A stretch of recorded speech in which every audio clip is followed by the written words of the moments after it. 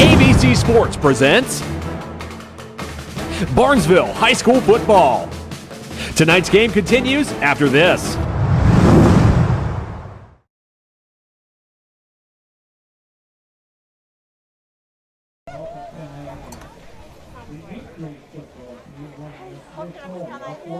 And welcome everybody to WBNB Sports. On this gorgeous sunny September Friday evening, week number 3 of this shortened OHSAA high school football season, and tonight it is the undefeated Edison Wildcats. First time they've been 2-0 in a long time. Head coach Shane O'Brien has the Wildcats fresh off of a couple of wins against Toronto and Conotton Valley, and the Blake Allen-led Barnesville Shamrocks come in with a record of 1-1 after a 35-0 victory at Buckeye Trail in week number 1. A tough defeat to the hands of the Beavers last week, 36-15. And the Rocks are back in Shamrock Stadium here again tonight in week number 3, trying to get back on the winning track and get back over to the 500 mark. Mark Brown will be alongside to join us for Rocks football here as usual, and we'll have all of that, the pregame festivities, and all of that coming up more on our Belmore Market pregame show when we return in just a moment. Chestnut Lanes in Barnesville has league openings for men and mixed leagues on Tuesdays, Wednesdays, Thursdays, and Sundays. They also have open bowling on Friday and Saturdays. Located at 145 South Chestnut Street in downtown Barnesville, Chestnut Lanes has great food, beer, red wine slushies, and cherry rum slushies. Stop by Friday nights. They're broadcasting the Barnesville Shamrock football team live. Go Rocks!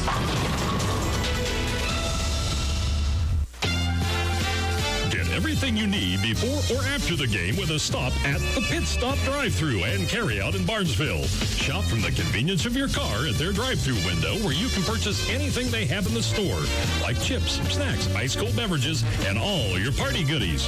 Don't get your kids out of the car for your game day needs. Just swing through the drive-up window at the Pit Stop Drive-Thru and Carry-Out, located at 777 Main Street in Barnesville.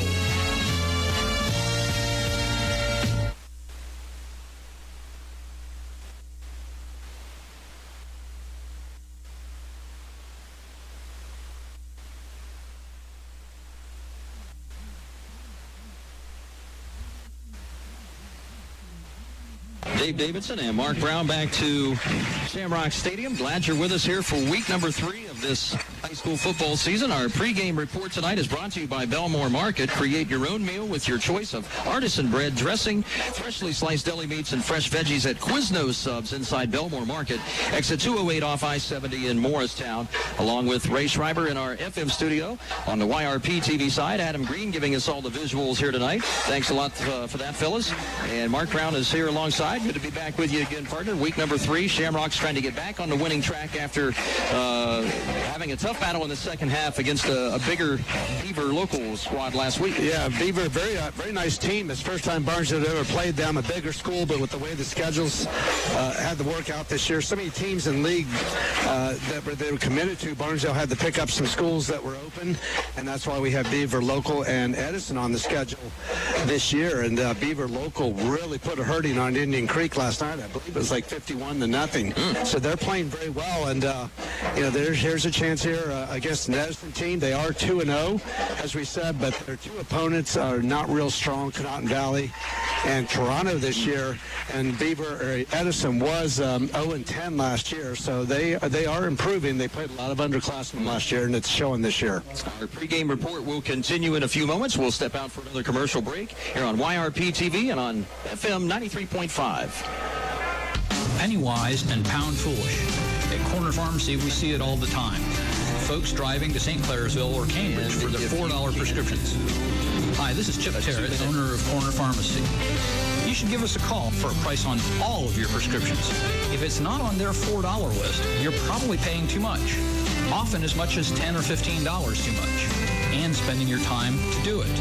Call us, Corner Pharmacy, corner of Main and Chestnut Street, downtown Barnesville.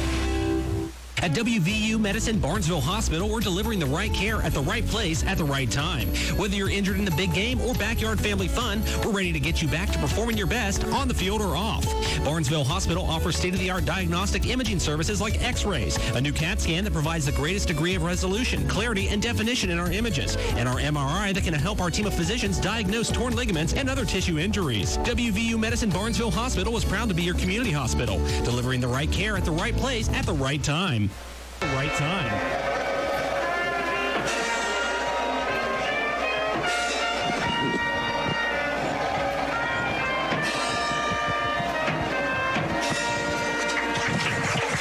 Welcome back to WB&B Sports and on the web on YRP TV. Dave Davidson and Mark Brown set for high school football here between Edison and the Barnesville Shamrocks. We talked a little bit about Barnesville, Mark, before the break.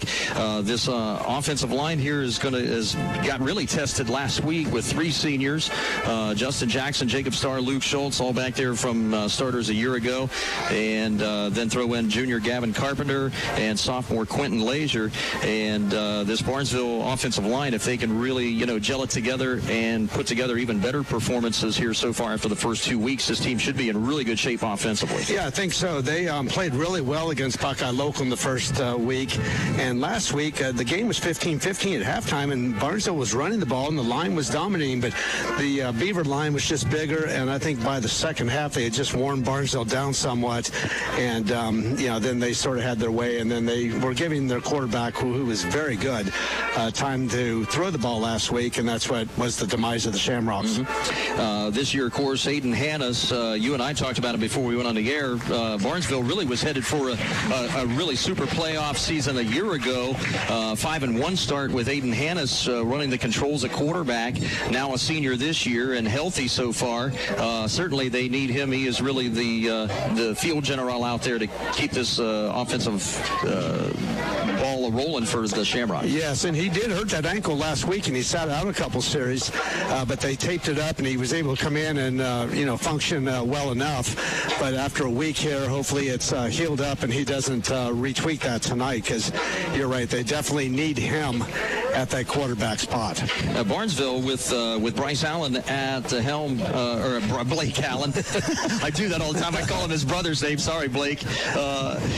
He likes to spread this ball around here, especially to some different receivers. But, this year, for the exception of Detling and maybe Gage Hannes, his cousin, Aiden Hannes, the quarterback's cousin, he's had to, kind of find some new targets here so far in the first couple of weeks. And so I think developing maybe that second tier in the receiving core is going to be key to their success the next few weeks. Yeah, and, Gage Hannes is his main target, and they are getting close to a school record for the number of yardage and completions between a quarterback and the same receiver.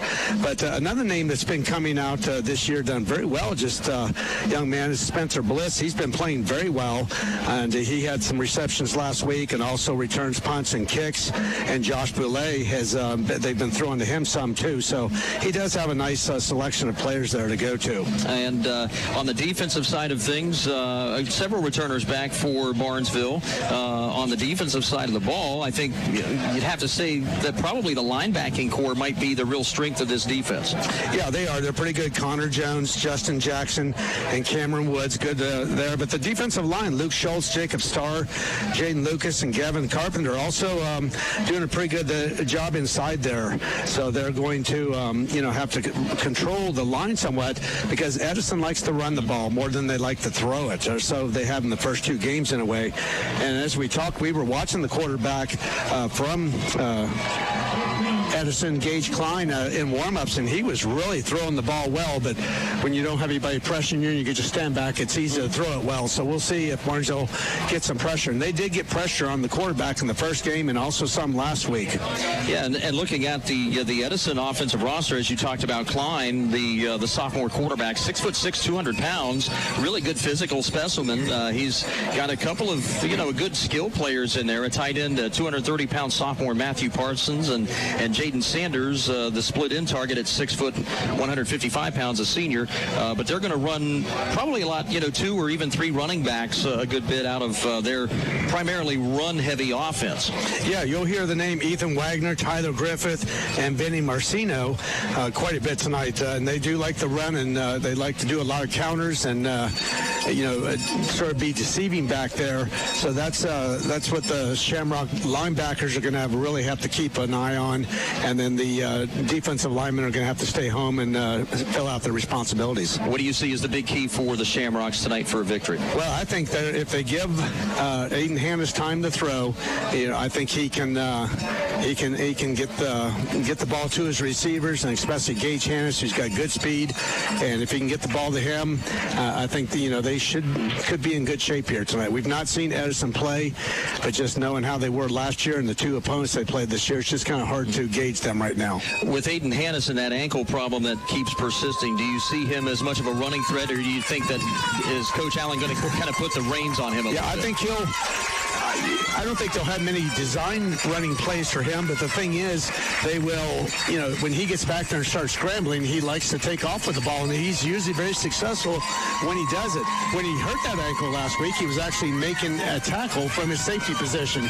So we'll see whether they've got him as a starter on defense tonight, but we'll see how that goes.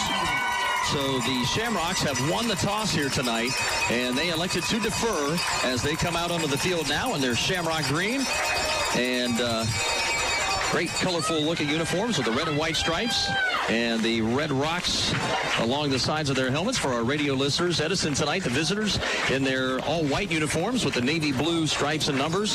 And we'll take a look at the offensive lineup here for head coach Shane O'Brien's Edison Wildcats at 2-0 on the year. The offensive line left to right goes Hunter Russell, a junior at 5'11", 225. Junior Jaden Wright's the left guard at 5'10", 220. The center is Isaac Firm, a sophomore at 5'8", 210 pounds. Colton Hanlon's the right guard, 5'8", 240-pound junior, and a sophomore at the right tackle spot, 5'11", 245-pounder Jaden Clancy. The tight end is Matthew Parsons, 230-pound, 5'11" sophomore, and the wide receiver we'll see a lot will be Jaden Sanders at 6 foot, 155 pounds. The running backs, Tyler Griffith, the big one, who is back there deep to receive this kickoff here for Edison, 6'2", 205-pound junior. Senior running back Vinny Marcino at 5'11", 215, and Ethan Wagner at 5'7", 170-pound, just a sophomore running back. And running the controls for Edison will be Gage Klein, a sophomore at 6'6" and 200 pounds. And kicking off for the Shamrocks will be Gavin Carpenter, set to tee it up from the 40-yard line as Edison will travel left to right to start this ball game here in week number 3. We'll take a look at the Shamrock defense here in a moment. And the kickoff is brought to you by Kennedy's Power Equipment. A pooch kick that's taken around the 35, and diving forward with it is Ethan Wagner, and he'll get to the 37. And our pregame report once again brought to you by Belmore Market tonight. Create your own meal with your choice of artisan bread, dressing, freshly sliced deli meats, and fresh veggies at Quiznos inside Belmore Market, exit 208 off I-70 in Morristown. Our thanks to those folks for sponsoring our pregame. And Jacob Starr making the first tackle of the game on that kickoff. Shamrock defense we'll look at here in just a moment. The first snap of the game is given off to Ethan Wagner, and Wagner drags a couple of green jerseys with him just past the 40-yard line for a gain of 3 on first down and 10. The Shamrock defense up front has Luke Schultz, Gavin Carpenter, Jaden Lucas, and Jacob Starr. The linebackers, Cameron Woods and Jake Boulay on the outside.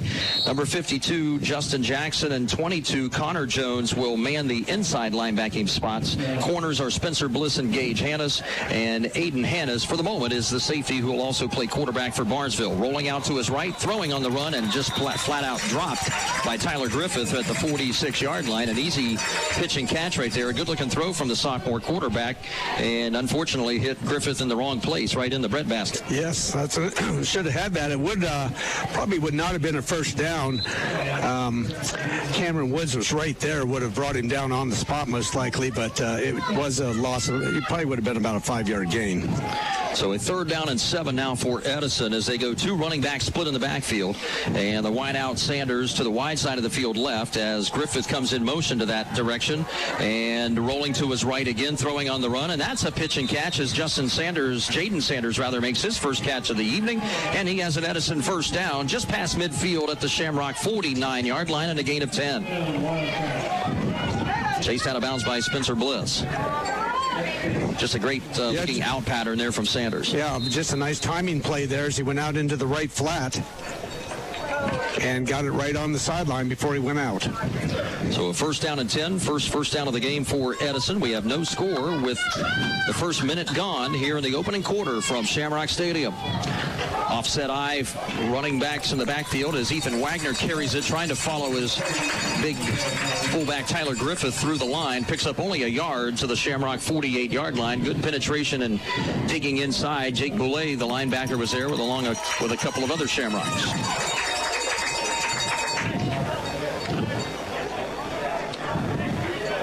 Great sunshine, even though it's right in our face at the moment, but probably Adam Green's working hard here to kind of shield the camera lens and maybe his own 2 lenses on his face as well as we get blinded for the first 15 minutes or so of this game.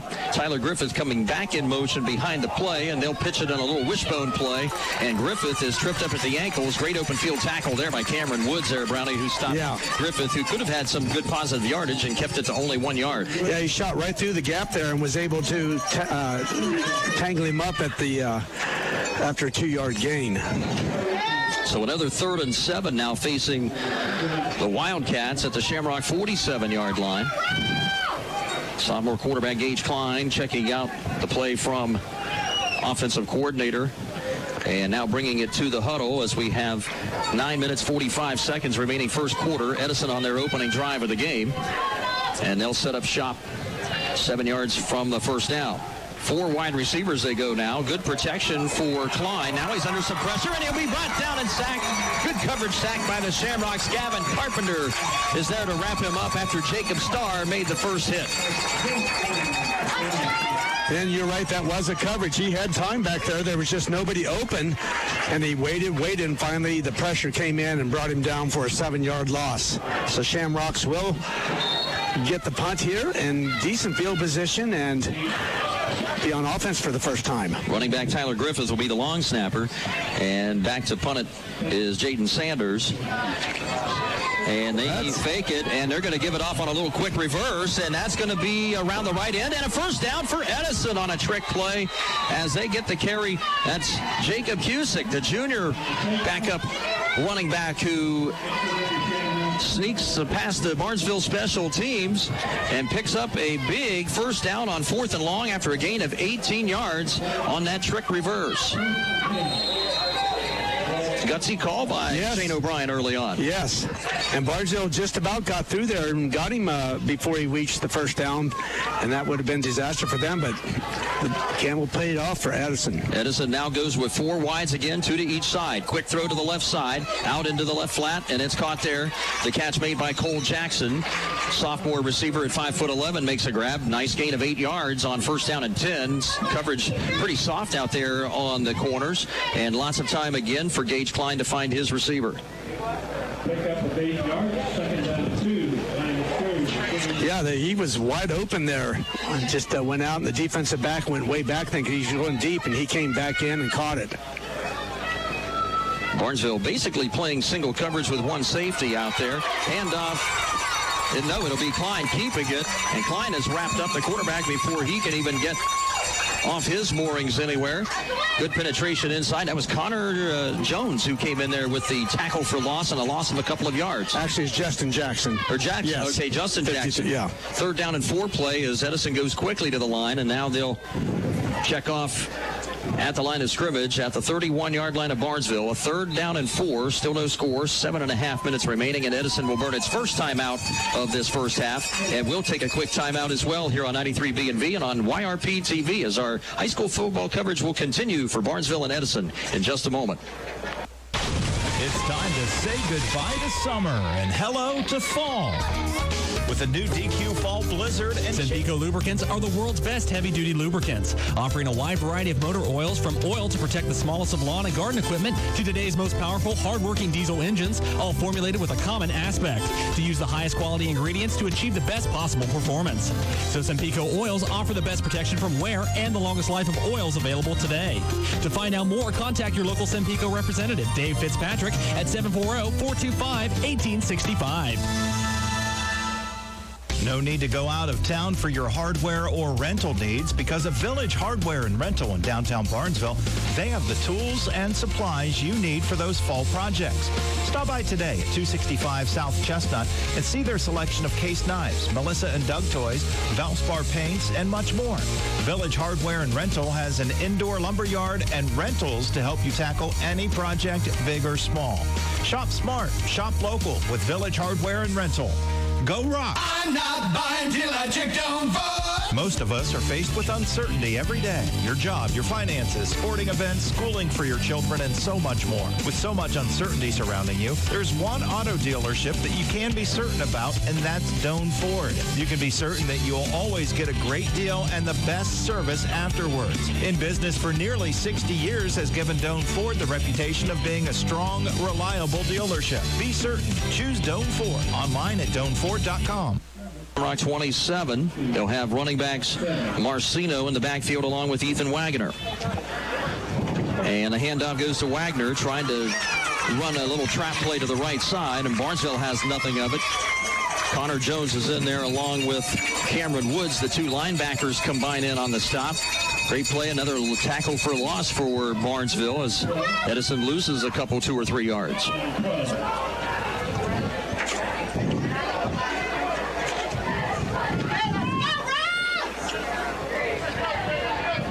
Barnesville just giving up some big plays when they at most inopportune times, but for the most part doing a pretty good job on stopping them.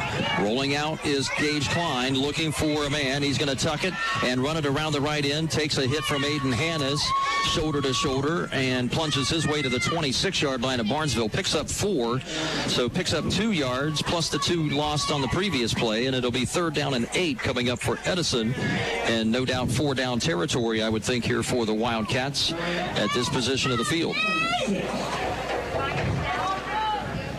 A couple of Edison substitutes now as they'll bring in their 4 wide receiver package now. It'll be Jacob Cusick in there with Jaden Sanders. And off to the left side of the formation goes Tyler Shreve and Cole Jackson on the wide left side. It'll be 3rd and 8, a 4 wide receiver shotgun set. Good protection again for Gage Klein. Looking down over the middle, and it's going to be picked off by Aiden Hannes. And he's got some running room up the left side to the 20, 25, sideline, out of bounds at the 35 as a flag comes flying in at the last moment. Probably an illegal block against the Rocks defense trying to set up Hannes, but the quarterback for Barnesville comes up with a big INT deep in their territory, and we'll turn it over to the Barnesville Shamrocks. He just threw into a crowd there. One receiver and 2 Barnesville defenders right there, and Aiden Hannes just stepped in front and took it away. Flag is down at the 30-yard line, and no doubt will be an illegal block, probably a 10-yard penalty from that spot on the field, I would guess. And Barnesville has had problems with the penalties in the first 2 games. The officials sorting out the yardage and so on. This might be a clip, so it looks like a 15-yard penalty rather than a 10, so that'll take it the full 15 yards to the 15-yard line. Barnesville will have a 1st down and 10 after the defense cashes in on an errant throw by sophomore quarterback Gage Klein of Edison. 5:34 remaining first quarter, still no score, and Barnesville now going to work on offense. Whoops, and that's a fumbled snap by Aiden Hannes, and that might be Edison football. They've got it. And the Shamrocks turn it right back over as that ball just came right out of the hands of Aiden Hannes as he took that snap from the pistol set. It looked like maybe Hannes was just looking to give it off or did not look the football into his hands all the way. And that was like a greased pig as Aiden Hannes, as good as he was on the interception a moment ago, gives it right back to the Wildcats at the Shamrock 14. 1st down and 10. Edison with new life now will take advantage of it. 3 running backs with Tyler Griffith, the deep back behind Marcino. Play action fake, rolling to the right, throwing toward the corner, and it will be incomplete. Nearly took out Adam Green, our videographer, on that. And almost pushed me out into the crowd. Yeah, well, we'll all go down together. We do have a little less space up here this year with the camera and Adam, but that's okay. We'll just have to use... It's all great. We all use deodorant, I think. Yes, we did. It's confirmed. At least it's not as hot as last week. That's right. 2nd and 10 play. Edison at the Shamrock 15. Again, the wishbone set. Handoff Tyler Griffith. Stiff arms a man in the backfield. Running out to the sideline left. Will get near the 10-yard line. And he's finished off there by Aiden Hannes on the tackle, along with, I believe, Cameron Woods, who was out there pursuing him as well. Gage Hannes, actually. And the Hannes cousins in on that tackle. A 3rd and 5 play coming up now after a gain of 5.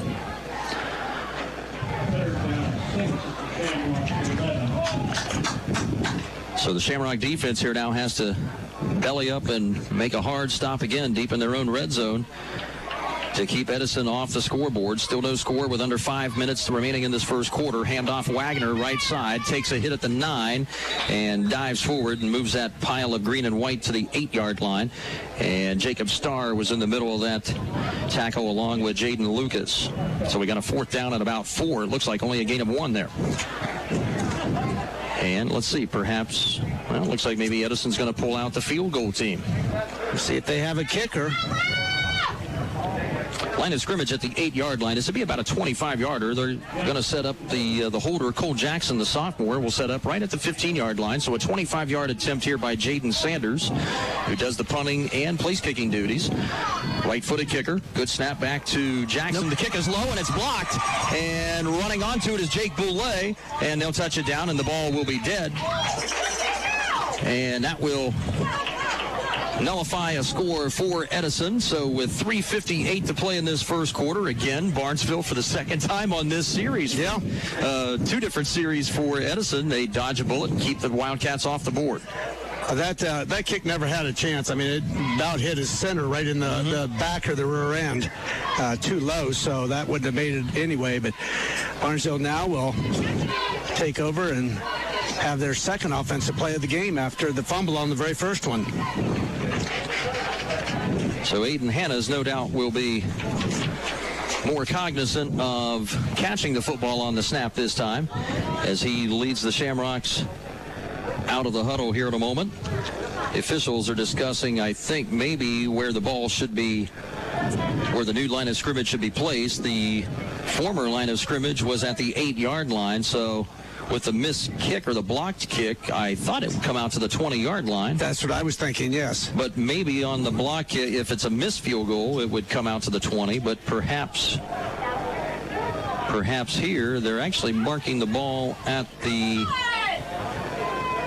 9-yard line or at the original line of scrimmage. There still is some confusion as to where the ball is placed.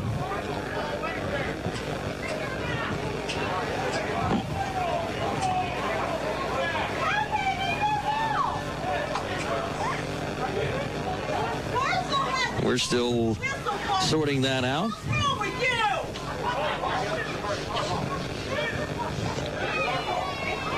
Looks like the head referee is talking things over with Coach Blake Allen.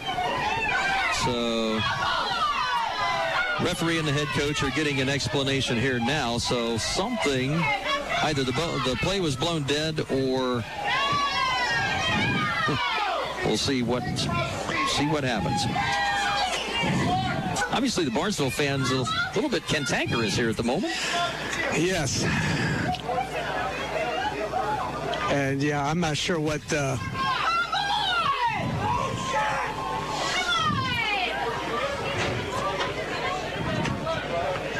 And with the smaller crowd, because of the COVID, you can definitely hear the fans a little more clear. Well, let's see. All right, looks like we're going to kick it. I'm not sure why. See what's happening. Field goal team for Edison is setting up again. And so I guess it was an inadvertent whistle. And that will put 3 points on the board for Edison. So Edison ends up getting a do-over, essentially, and Jaden Sanders will put it in from 26 yards out. And with 3:58 remaining in the first quarter, Edison has a 3-0 lead on Barnesville. We'll step aside here on YRP TV and on 93 B&V as we'll come back with Rocks football again after this message. Here's a home comfort tip from Rumor Loudon Incorporated. The weather sure can be odd in the Ohio Valley, but one thing for sure is you will need your furnace eventually. Things can happen over the summer that affect your furnace operation. So here are some tips to help if your furnace doesn't work at that first startup of the season. Be sure your flues are clear. Bird and bug nests, even thick spider webs can block your flues. The safety kicks in and won't let your furnace ignite. For propane or oil furnaces, make sure you have fuel in your tanks. Also be sure a fuse didn't blow or a switch get turned off during the summer. Remember which mode you're trying to operate in. We often happen to use the furnace and the air conditioner in the same day. Also remember, you always turn the thermostat up to be warmer and down to be cooler no matter what mode it's in. Check condensate drains for high-efficiency gas furnaces to be sure they're not clogged with mold. And of course, check your filters and cleaner changes needed. If you require service, please call Rumor Loudon in Barnesville or St. Clairsville, but remember these tips and they may save you money. You can still see it from there. And the kickoff now to Barnesville, taken by Spencer Bliss. And running toward the left side out of bounds, out past the 35, near the 40-yard line. Nice return by the young junior Spencer Bliss on this kickoff, brought to you by Kennedy's Power Equipment in downtown Barnesville. So the Rocks offense takes over at their own 39-yard line with good field position. And their second possession officially, and only their second play from scrimmage in this first quarter with 3 minutes, 50 seconds remaining as the Rocks go traditional I and bottled up at the line of scrimmage, and maybe getting back to the line with forward progress is Gage Hannes trying to follow the line, but too many defenders out there to block.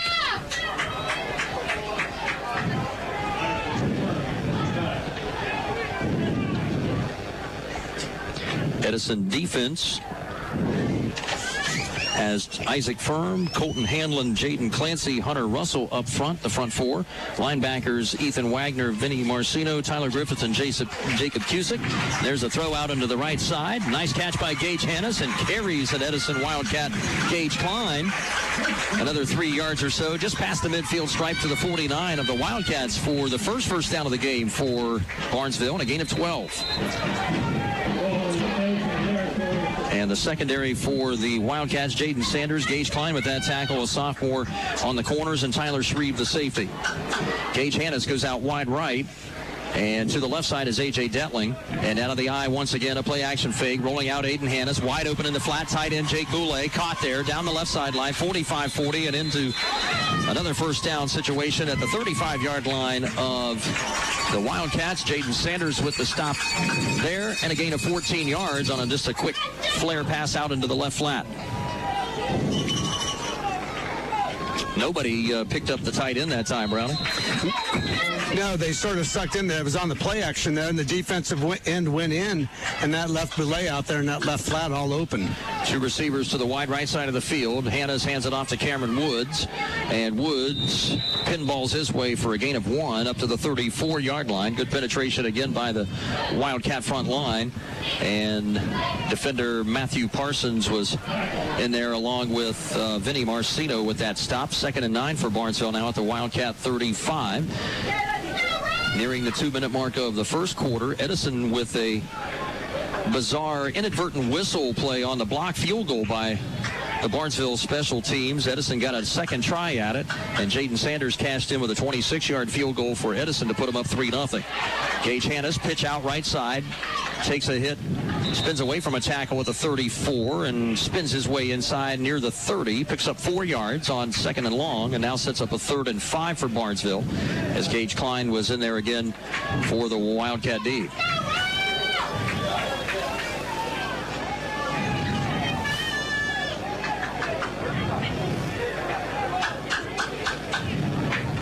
Out of the huddle comes Spencer Bliss, Cameron Woods, and Jake Boulay all bunched to the right side as receivers. They're going to flood the left side. Rolling left, wide open again. Boulay caught at the 21, avoids a tackle at the 18, down to the 15, and inside the 12 to the 11-yard line of Edison to the left sideline. And Barnesville's Aiden Hannes making it look pretty easy right now with these little rollout play action fakes. Gain of 19 on that one. And you're right, just a nice soft touch there by Hannes, and easy catch for Belay. That's his second of the game now. Hannes will go with a short yardage formation here. Gage Hannes into the backfield. Tyler Griffith got his first hands on him, and then Marcino clipped him down. The runner, Gage Hannes, for maybe a gain of a half yard or so near the 10-yard line. And it'll be second down and long as we're under a minute to go here in this first quarter, as we'll have our first 93 B&V score tracker of the evening coming up here in a matter of moments.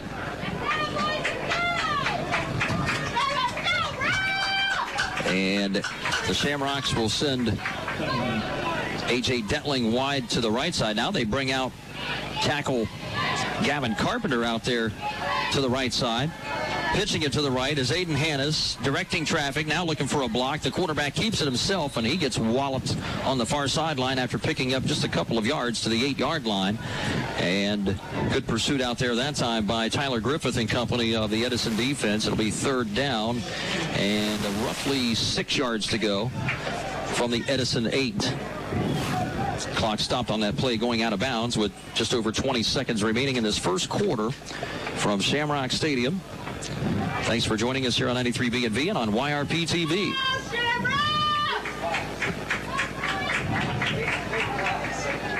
Detling comes out as a receiver to the left side.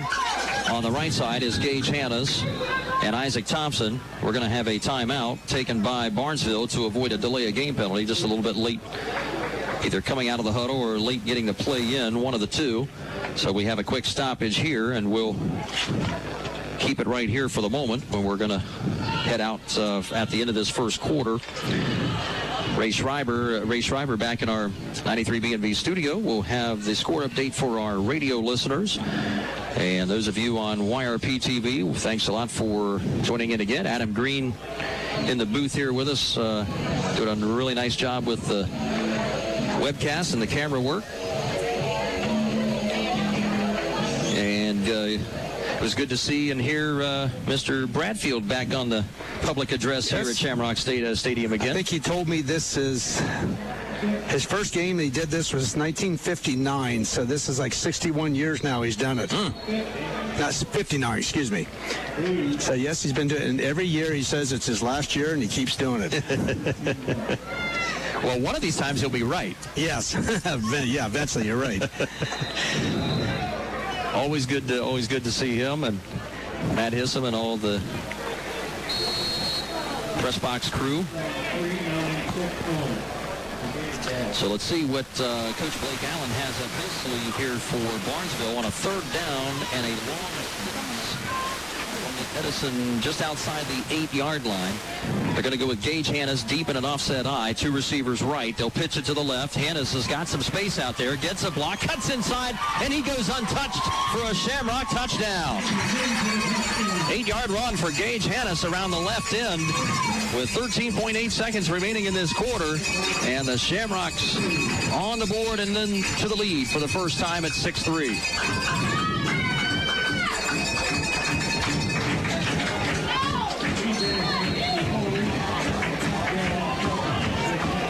Barnesville looking for the point after attempt. And with this is one of the areas that Barnesville has really struggled the last first 2 weeks. Well, the football restrictions, they forgot to bring the football back out onto the field, so Boulay is the snapper. It's down in the hold, and no problems right there. As Gavin Carpenter hammers that one deep and true, and the Shamrocks have themselves a 7-3 lead late in this first quarter with 13.8 seconds. We'll take a 30-second break here on 93 B&V and on YRP TV. Back in a moment from Shamrock Stadium. And time now for the 93 B&V score tracker. Here's some other scores from around the 93 B&V listening area.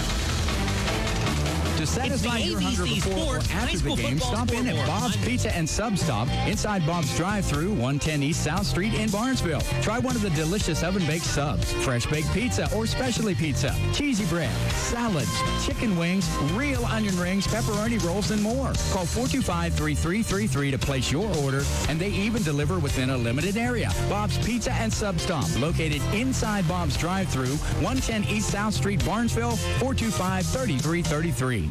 Okay, here we go.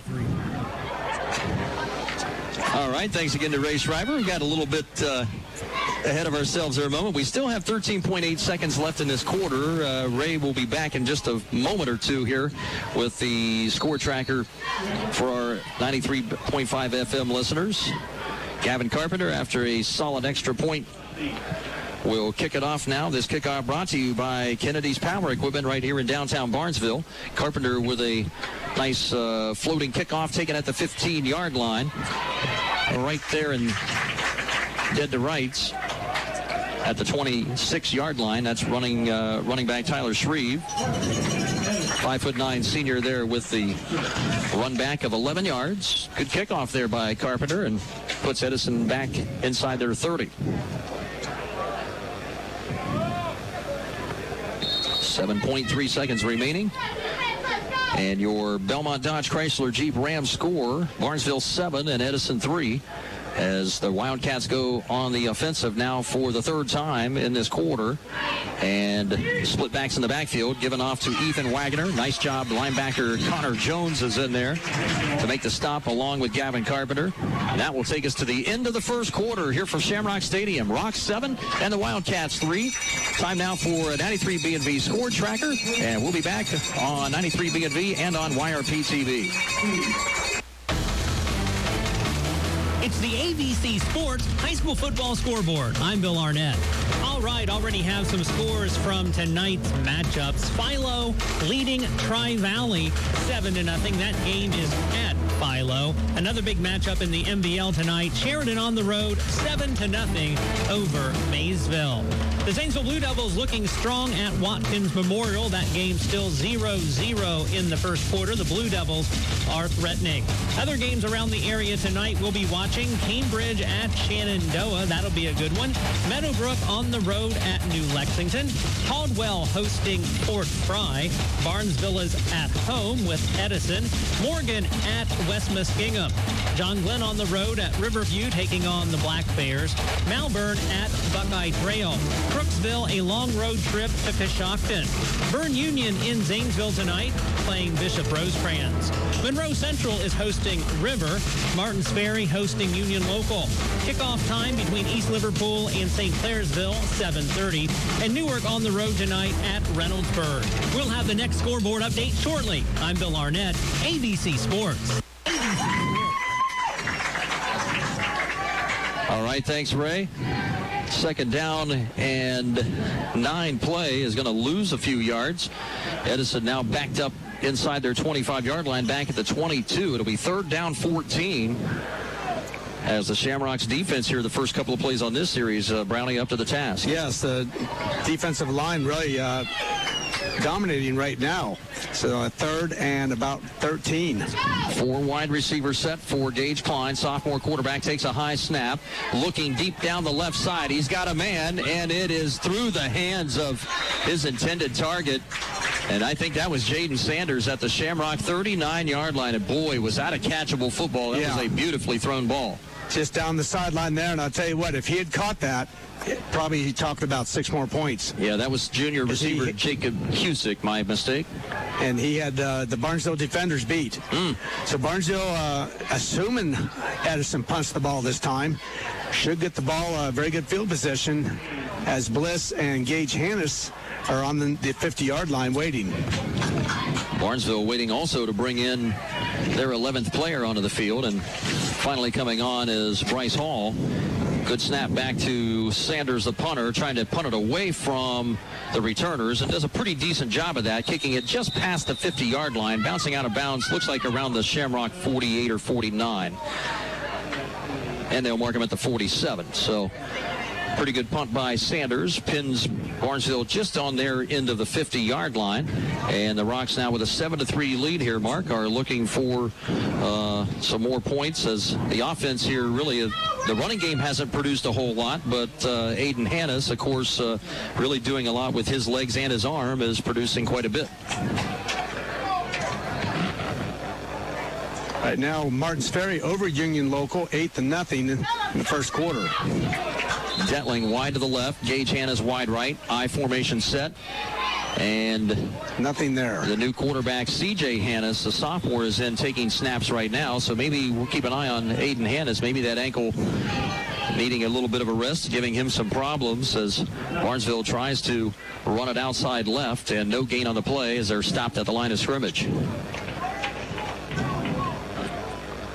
So right now, C.J. Hannes running the controls at quarterback, a sophomore for Barnesville. And trying to see, I'm not... Yep, he's over here with his jersey off. Oh, okay, the jersey's off, yep. Yeah, but he's got ice on his shoulder. So we will keep an eye on that. C.J. with a fake pitch, rolling toward the sideline right, is going to take a vicious hit out of bounds. Again, just at the line of scrimmage, maybe a yard or so behind it. He's going to lose a yard or so, and I think Blake Allen wanting him to just throw the football away right there, and instead of taking a hit right now, they're down to their second quarterback here at the moment. So a 3rd and long, 3rd and 11. And I think he's got the makings of a quarterback, but he's not ready for the varsity level yet. We saw him in a little bit last week. Just has that look, a little bit of a deer in the headlight look. Just a little bit, but he's been putting up some decent numbers in the reserve games. Yep. And a reminder, Barnesville will play at Edison tomorrow at 10 o'clock in a reserve game. 4 wide receivers, 3 to the left side as C.J. throws it over the middle. A wobbler, and that's caught by A.J. Detling. First down and more into the secondary inside the 40 and down to the 35, 34-yard line of Edison. Not the best-looking ball thrown by the sophomore C.J. Hannes, but effective as he finds a wide-open A.J. Detling in the slot, and a first down for the Shamrocks. 10:16 remaining second quarter. We're going to have a timeout taken defensively here by Edison as they want to regroup here a little bit. So we'll take a timeout here, a 30-second break on 93 B&V and on YRP TV as our Rocks football coverage will continue from Shamrock Stadium in just a moment. No need to go out of town for your hardware or rental needs because of Village Hardware and Rental in downtown Barnesville. They have the tools and supplies you need for those fall projects. Stop by today at 265 South Chestnut and see their selection of case knives, Melissa and Doug toys, Valspar paints, and much more. Village Hardware and Rental has an indoor lumberyard and rentals to help you tackle any project, big or small. Shop smart, shop local with Village Hardware and Rental. Go Rocks! Go Rocks! And yep. Thanks a lot to Ray Shriver and to Adam Green running the controls here on YRP TV, giving you nice webcast shots here throughout the contest this evening. Thanks, fellas, for all your hard work here today. And the Rocks now with a first down and 10 after the first completion of the evening for sophomore quarterback C.J. Hannes, who has taken over for Aiden Hannes, who has the ice pack here on the throwing shoulder. Rocks will go again with 3 wide receivers. Gage Hannes comes in motion across the formation, and they'll hand it off to him on a jet sweep left. Gets a nice block toward the sideline to the 30, near a first down, just short of the 25-yard line. Banged out of bounds there by Jaden Sanders and Gage Klein, and I think they're going to mark him just short of the first down by about 1.5 yards, maybe 2. Nice gain of 8. Gage Hannes going in motion from right to left, and as soon as he got the snap, Hannes, he handed it off to Gage, and he went around the left side for a nice gain there. As you said, 8 yards on the play. Senior receiver Isaac Thompson comes into the game now, and he'll line up wide right with Spencer Bliss in the slot. And out to the left side is Gage Hannes. 3 wides, and the I formation is Barnesville on the 2nd and 2, and a quick draw handoff for Cameron Woods, and he'll have forward progress for a first down at the Edison 24-yard line, and a gain of 3 for big running back Cameron Woods. And that will be another Shamrock first down here in this second quarter. 9:36 remaining in a 7-3 game for Barnesville over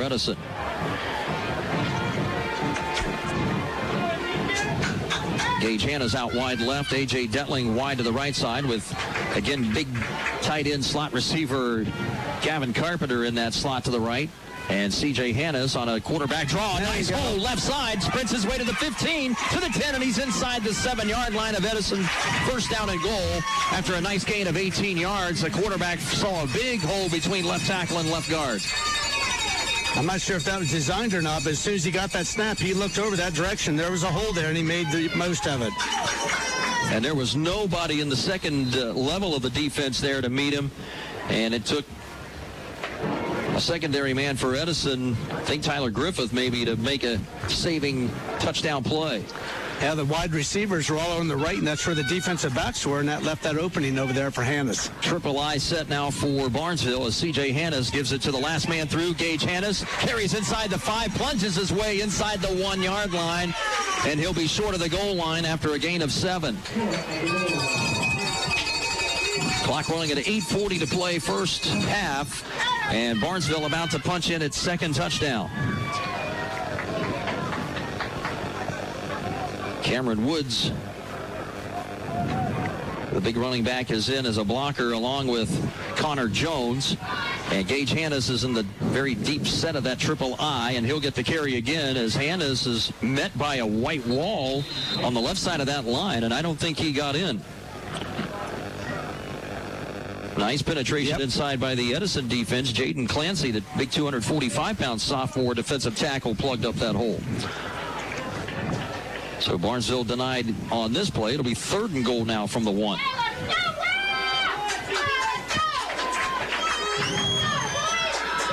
Tight end Jake Boulay brings in the play. He'll be a blocking back on this set. And C.J. Hannas, the quarterback, plunges it in, quarterback sneak, and he's over center for a touchdown as he dives over his snapper, Justin Jackson, 200-pound senior, and the Shamrocks now have a 2-score lead at 13-3. I'll tell you what, he got that the deer in the headlights look out of him pretty quick there. Made a big pass completion to C.J. Hannas and then guided the offense very well. Very impressive. And now C.J. Hannas will be the holder for Gavin Carpenter, attempting his second point after. Whistles blow before. This point after I don't think will count. The whistle blew before that kick took place. Let's see. We got a penalty flag down on the near sideline. Somebody maybe is on defense, I believe. So looks like it will count. So let's see. They're going to confer with Blake Allen. And we'll freeze here for just a moment. The extra point looks like it is going to count. So they are sorting this one out. Although it looked like to me, Brownie, if someone lined up in the neutral, I guess if it lined up in the neutral zone, I think they have to replay the point after. In high school, I don't think the play will count. So let's see. Had a little bit of confusion here and there on a couple of plays. We had an inadvertent whistle earlier on a field goal attempt, on the first field goal attempt by Edison, which was blocked. And it turned out that they had to replay the 4th down, and Edison took advantage of it and got the field goal through. So Barnesville is going to have to, they're going to have to reattempt this point after here, I believe, as when the defense lines up in the neutral zone, it's not like college or pro football where the play continues and the offense can either accept the result of the play or the penalty. It's automatically dead when that happens in high school football. So that's what we got here, and I think they're going to attempt a 2-point conversion here, it looks like, instead. Yeah, they will be on about the, I don't see where they put the ball down. It'll be at the 1, or 1 1/4. 1.5 yard line. 1.5, yeah. Yep. So right now, C.J. Hannas will bring in the football, as what these teams are doing now during this different sort of setup on play. Triple I formation again on this 2-point conversion. Gage Hannes gets the carry, dives over the goal line, and he's got it as the Shamrocks convert the 2-point play and taking advantage of the special teams penalty from Edison. So make it a 15-3 lead for Barnesville. Nearly halfway through this second quarter, 7:45 remaining. We'll step out for another 30-second break here on 93 B&V and on YRP TV as the Rocks are in control now in this first half by 12 points. We'll return in just a moment. Shop at Barnesville Save-A-Lot and save up to 40%. That's right, at Barnesville Save-A-Lot, located at 801 East Main Street, you can save 40% on your grocery bill. Barnesville Save-A-Lot has fresh-cut meat and fresh produce daily. So whether you're meal prepping for the week or getting ready for a cookout, Save-A-Lot has you covered. Be sure to ask about their 8-inch Hardy Mums for only $3.99. Shop local, shop Barnesville Save-A-Lot. Save-A-Lot is a proud sponsor of the Barnesville Shamrocks. They want to wish all the football players good luck this year. Go Rocks! Keep hitting it to my elbow. I'm going to hang it up. Thanks a lot to Ray Shriver and Adam Green here on 93 B&V in the studio and on YRP TV.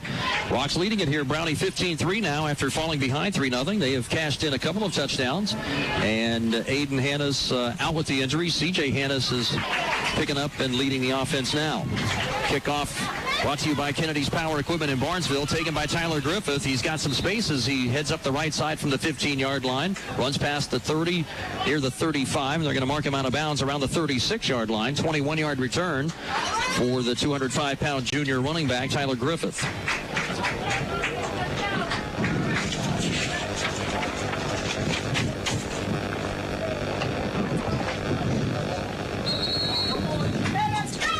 So the Edison offense will go on the attack now. 3 wide receivers wide to the left side. Out of the pistol set is Gage Klein. Throws over the middle, threads the needle nicely to his receiver, Jacob Cusick. And a good slant, quick slant pass for a gain of 11 up to the 47-yard line. Good looking throw there by Gage Klein as he knifed it between 2 Shamrock defenders.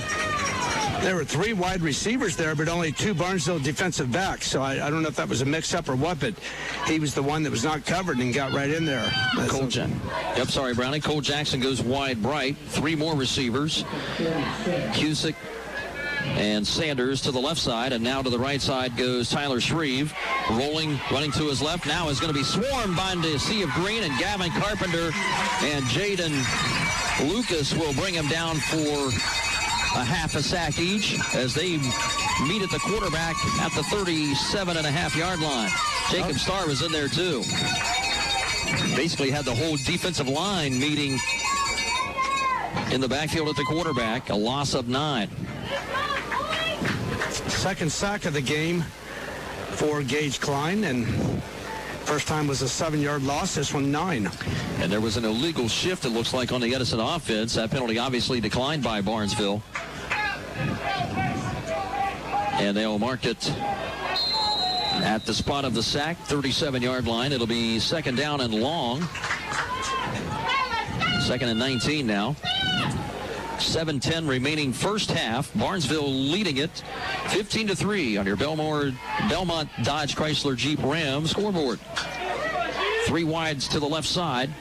And rolling out there into the flat with a little flare pass is Griffith. Makes the catch, steps out of bounds at the 42-yard line of Edison. He'll pick up 5 on that quick pass play. Almost a lateral pass, but we'll give him 5 yards passing credit to sophomore quarterback Gage Klein. 3rd and long still, about nearly 15 yards.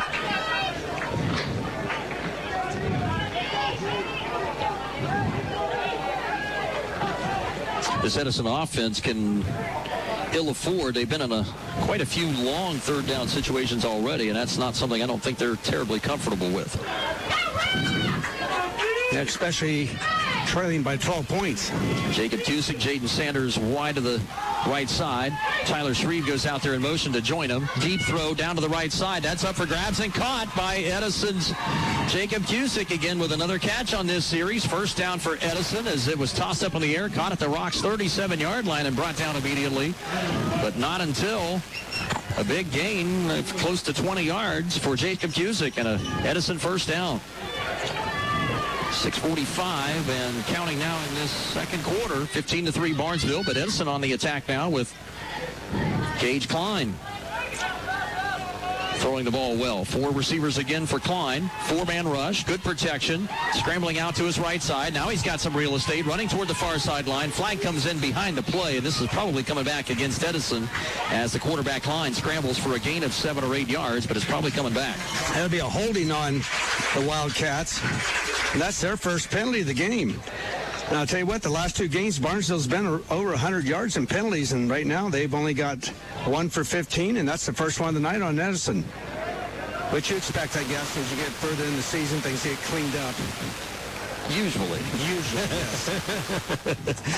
Sometimes we've seen that, and sometimes not. I think Gavin Carpenter looked like he was the man, the defensive tackle. I think Brownie had the best penetration. I think he's the one that looked like he drew the penalty. So 10 yards back from the spot of the foul. So it's actually more than a 10-yard penalty. It's actually going to be more like a 17-yard penalty. So in high school, that's one penalty that can really kill you, kill an offensive drive. And right now, a first down, 27 yards to go for Edison, down 15-3. And we have a flag down and a delay of game now against the Wildcats. So it goes from bad to worse here for Shane O'Brien's Cats.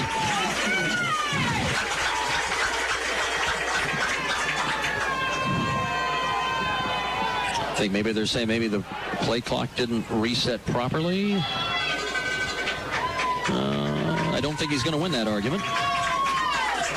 So the ball will be moved back to the 40-yard line. First down, 32 for Gage Klein and Edison.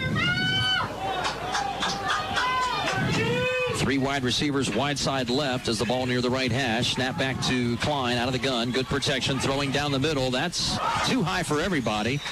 Spencer Bliss was in the area defensively, and again, Cusick was the intended target for Edison. The 6', 175-pound junior has been a favorite target so far in this game, and that one too high for him and too high for the Barnesville secondary.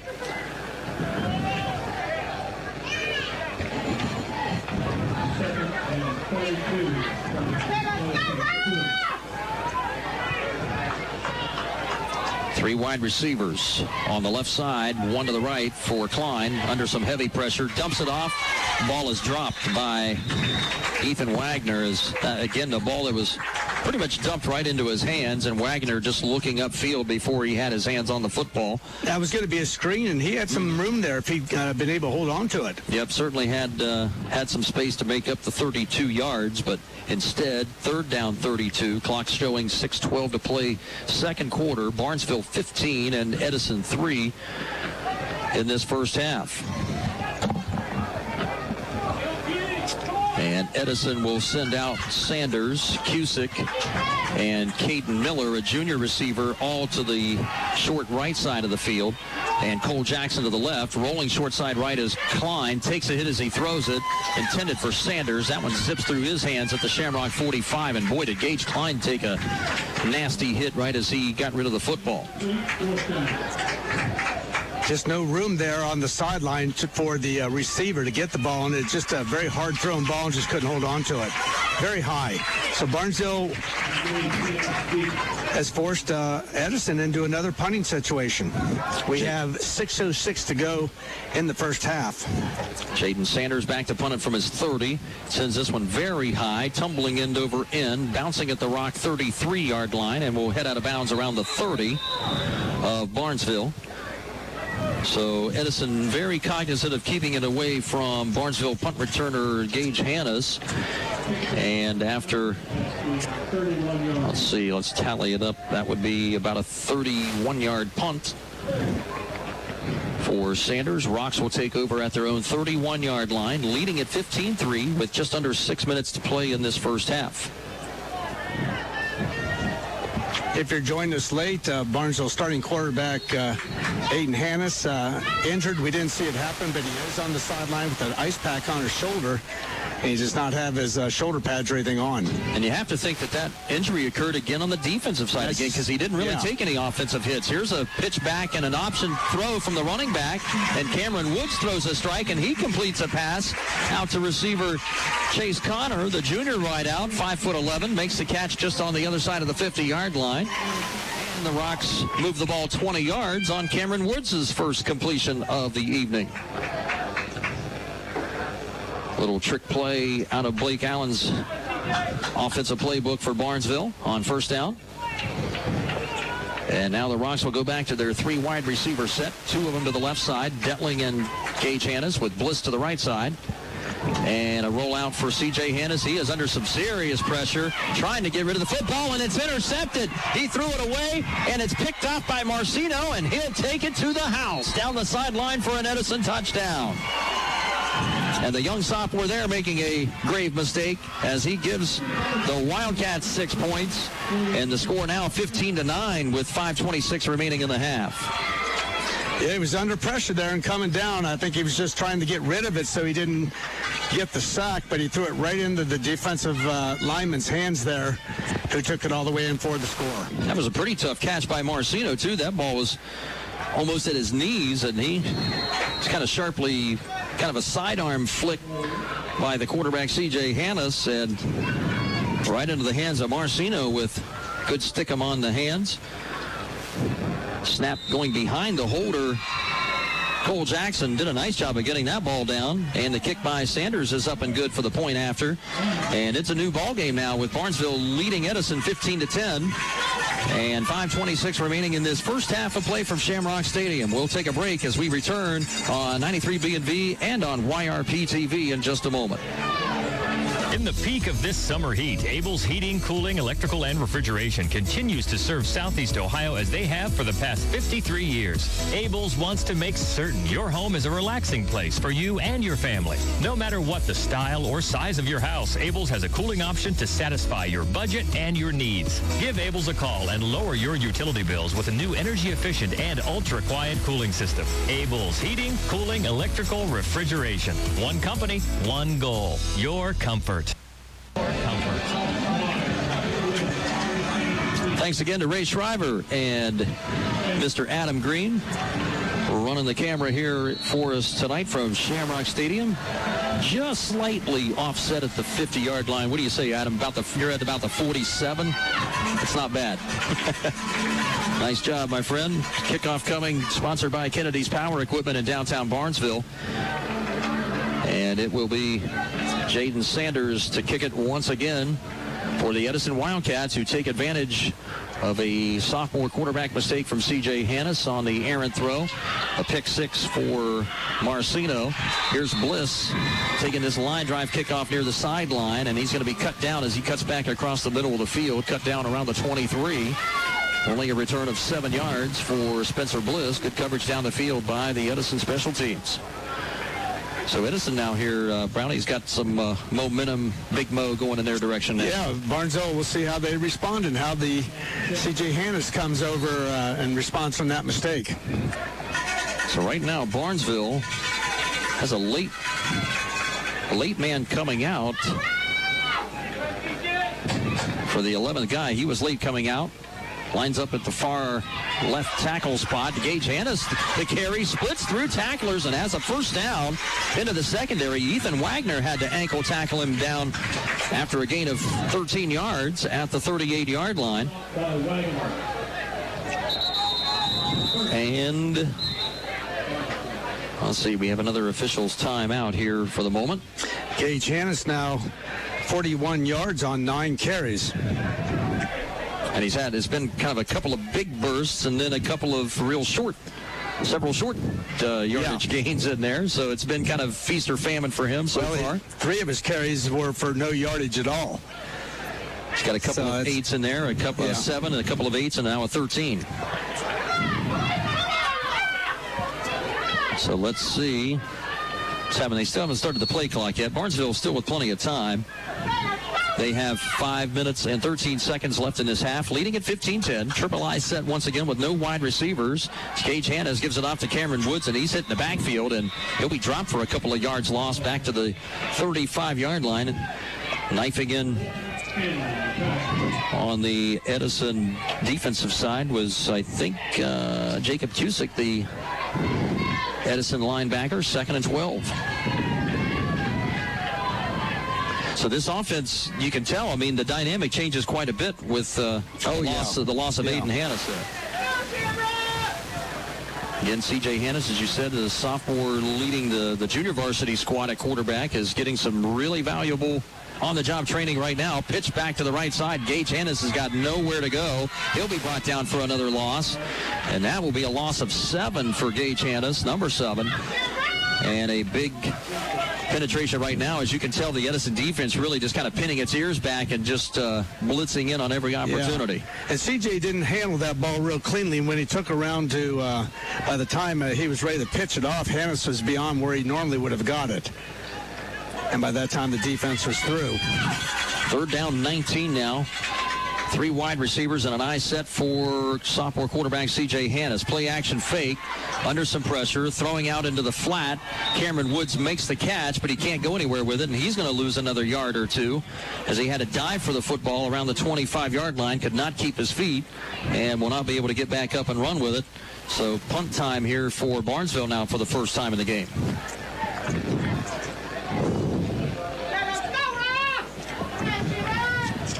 Clock running at the 3.5-minute mark of this second quarter. Your Belmont Dodge Chrysler Jeep Ram score, Barnesville 15 and Edison 10.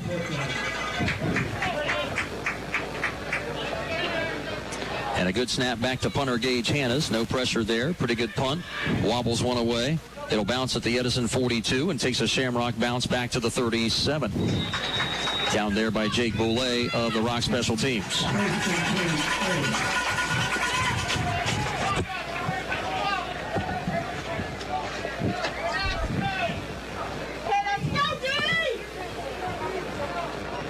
Edison Wildcat offense, they've been running a good bit of 4 wide receiver sets here in this first half, so they've used a bevy of formations to change things up here, and now looks like at least probably for the night here, a couple of sophomores are going to battle it out at quarterback. Gage Klein back on the offensive now for Edison.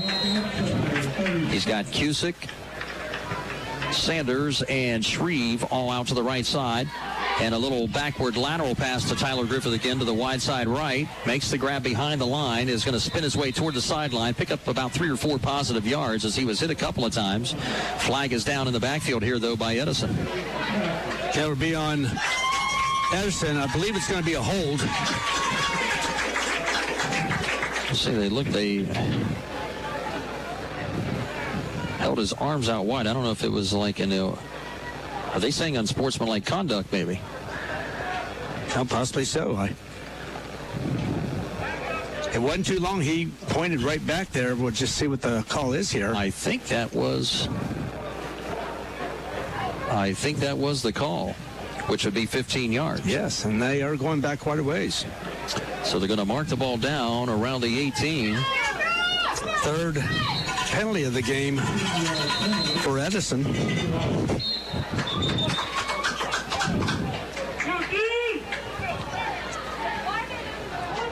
Now they're...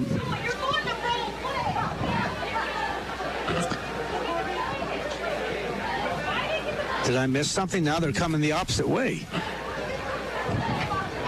Well, there's a little bit of... We've had several plays here where things have been a bit discombobulated. 3 minutes, 1 seconds remaining. First half, 15-10 Barnesville leading it. Edison, after a Tyler Griffith run on the backward lateral pitch of 4 yards. I believe they called an unsportsmanlike penalty, but I think it would be marked from the end of the play, I think is what's going on, Brian. Right. I think the 4-yard gain will count, and they're counting the 15 yards backward from the end of the play. So the down should count, I believe.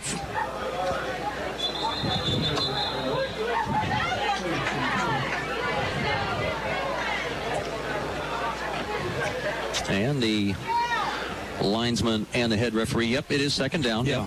That's what I figured it was. The chain's still showing first down over there. Now they'll change it over to second down. That was the stoppage there. Now they'll reset the clock and run it under 3 minutes. 4 wide receivers again for Gage Klein. Throwing a quick slant over the middle. Wide open is Cusick. Caught at the 45, into the secondary of Barnesville, and into the Shamrock, into the field near the 40. Big gain on that quick slant play, and Jacob Cusick had lots of green real estate in front of him as he picks up close to 34 yards. And that's the same play that we saw, the quick hitter right over the middle that Beaver hurt Barnesville with so much last week. I'm going to guess maybe these coaches saw that, and that was wide open again. There's been lots of space in that secondary for Barnesville, down the slots and in the seams. 4 wides again for Klein on first down and 10. Good protection. Now scrambles out to his left toward the sideline. Is going to be tackled from behind as he takes on another Jake Boulay hit. Nice coverage there as Luke Schultz gets credit for the tackle on the quarterback Klein. And that will officially be a sack as Klein will lose a yard on the play. Nice pursuit there by the Shamrock defensive end. That'll bring up a second 11, yes. 2:17 to go in the half. Barnesville is leading 15-10. Second down 11 at the 40 of Barnesville. 3 wide receivers right. Klein looking that direction. Quick throw over the middle, and it's behind Jacob Cusick. His favorite target tonight at the 30-yard line of Barnesville. Incomplete. And that'll bring up 3rd and 11. Late in this second quarter. 2 minutes even remaining in this period. And your Belmont Dodge Chrysler Jeep Ram score shows Barnesville out in front of Edison 15-10. 2 minutes to go in the second quarter. Clock is stopped. Jacob Cusick, Jaden Sanders, and Tyler Shreve all out to the right side as receivers. Cole Jackson to the left. Klein drops back, looks right. Wide open out into the flat, bobbled and dropped by Shreve. And again, that's probably 3, maybe 4 passes that Klein has thrown. I mean, right on the money, and really no defenders around receivers. There wasn't a defender within 10 yards of him out there in the right flat. And if he'd been able to hold on to that, he could have gone down the sideline for a big gain.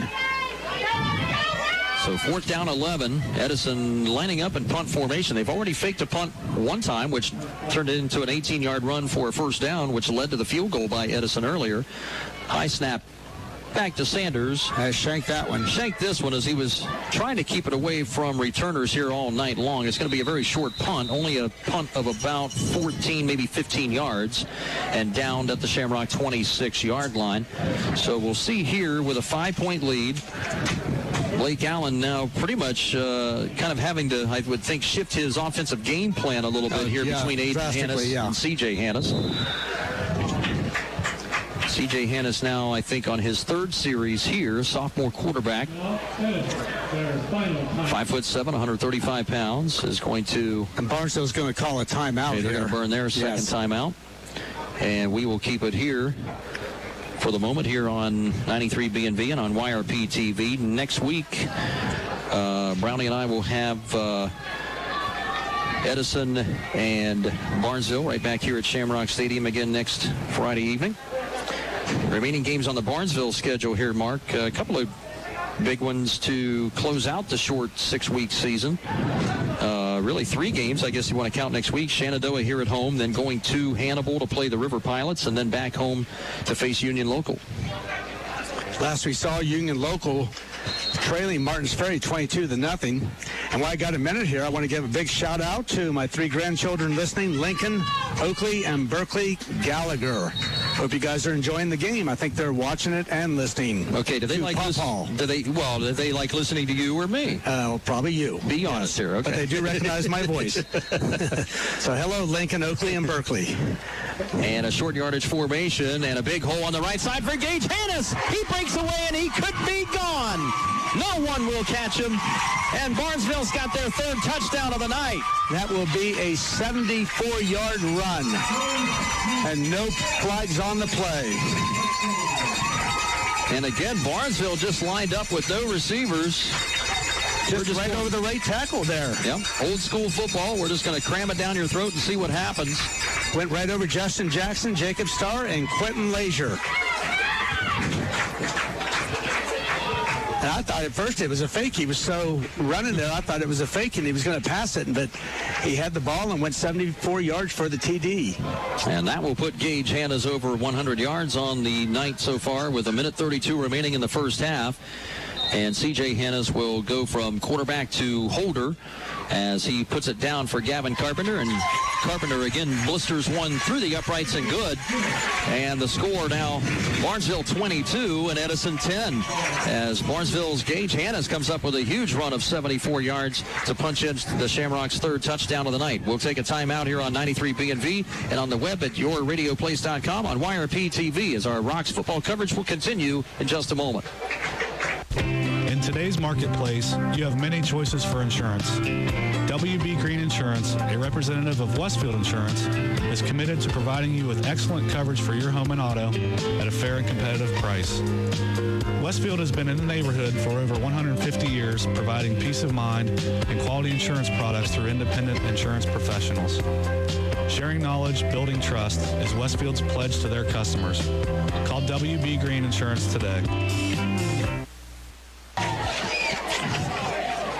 Ray Schreiber and Adam Green behind the scenes running the audio and video controls for us tonight, guys. Thank you very much. Mark Brown and Dave Davidson here at Shamrock Stadium. 22-10 now, Brownie, as the Rocks' Gage Hannes punches in a 74-yard run. And this kickoff brought to you by Kennedy's Power Equipment in downtown Barnesville. Ball taken by Tyler Shreve as he bobbled it around the 30-yard line, attempting that. It was actually fumbled there. It hit the ground, but he fell right onto it. Took a bounce and looked like maybe he was going to try and play it off the hop and go for it, and wisely fell on it there as he had a couple of Barnesville return men coming down on him. So 1:29 to go in the first half. Barnesville leading 22-10. Edison will will go in now with the 1st and 10 on their own 30. And looking to throw is Klein over the middle to the right side. That's caught by Jaden Sanders. Sanders with a grab at the 40 is going to be driven backward, but he'll have an Edison first down, a gain of 12 up to the 42-yard line. And again, room over the middle for Edison now as they are out of timeouts here in this first half, and they're going to go with a quick hurry-up offense here. 4 wide receivers again on 1st down and 10 from the 42. And a quick throw out into the left side. That's scooped up off the turf. Incomplete intended for Cole Jackson. The Barnesville Athletic Department is accepting donations through Venmo at Barnesville Shamrocks, or payments can be made to the Barnesville Athletic Department. Second down and 10 for Edison. Draw play, handoff, Tyler Griffith, and Gavin Carpenter has him up high and down low, and Griffith won't get away as he'll lose 4 yards back to the 38-yard line. Gavin Carpenter's been all over the place here offensively and defensively tonight. Yes, plus kicked 3 PAT points. So Gavin having himself a pretty good night. 3rd and long now for Edison as the clock continues to run at 38 seconds remaining in this half. Barnesville still has 2 timeouts, but they have a 22-10 lead. And with the snap on a long 3rd down, rolling toward the sideline, too high a throw for Jaden Sanders, incomplete at the Edison 49. And that will stop the clock at 27.4 seconds. And another punting situation for Jaden Sanders and Edison coming up here. Sanders now has completed 7 completions in 18 attempts, including an interception. Klein, Gage Klein. He's thrown some of them to Sanders. And a good snap back to Sanders. Some heavy pressure there, and he gets away. A beautiful punt back to the 24-yard line. Gage Hannes makes the fair catch signal. Had a couple of Barnesville players run into each other trying to block that punt. And they're slow getting up. Jake Boulay and looks like Cameron Woods, but they are up and jogging off. Jaden Sanders gets away his best punt of the night, 39 yards, no return. Clock stop at 20.8. Barnesville still with 2 timeouts, but I think with the field position they've got here, I think Blake Allen will be quite content with a 22-10 advantage here at halftime. We'll see what they do here. Could be the final play of the half. Barnesville will stick to that 3 running back set. The offset triple I, and they'll give it off to Gage Hannes around the left side again. He'll pick up about 4 yards before he is slammed out of bounds around the 28-yard line. So the clock will stop there with the run out of bounds with 14 and a half seconds left. Coming up, our Village Hardware and Rental halftime report. We'll have another short commercial break for those of you on the FM side on 93 B&V. Ray Schreiber will have an update on the other games and scores going on during our next break.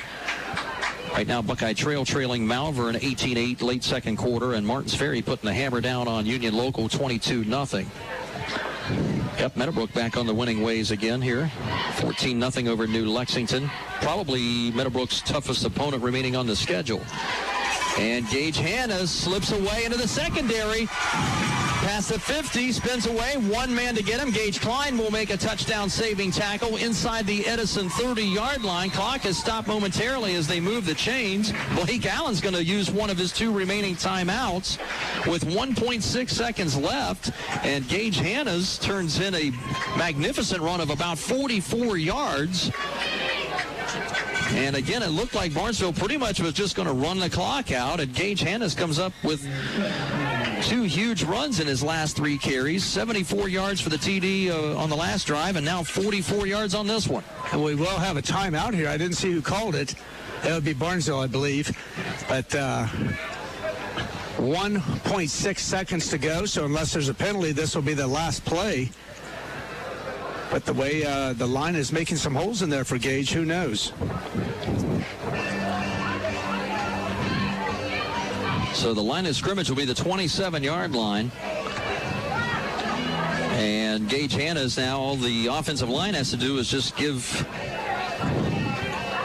CJ, rather, not Gage. I said Gage. CJ, the sophomore quarterback, time to heave one up either over the middle or toward the end zone. I don't know if they'll try to necessarily throw the ball all the way to the end zone. So now they're going to bring in another QB. They're going to go...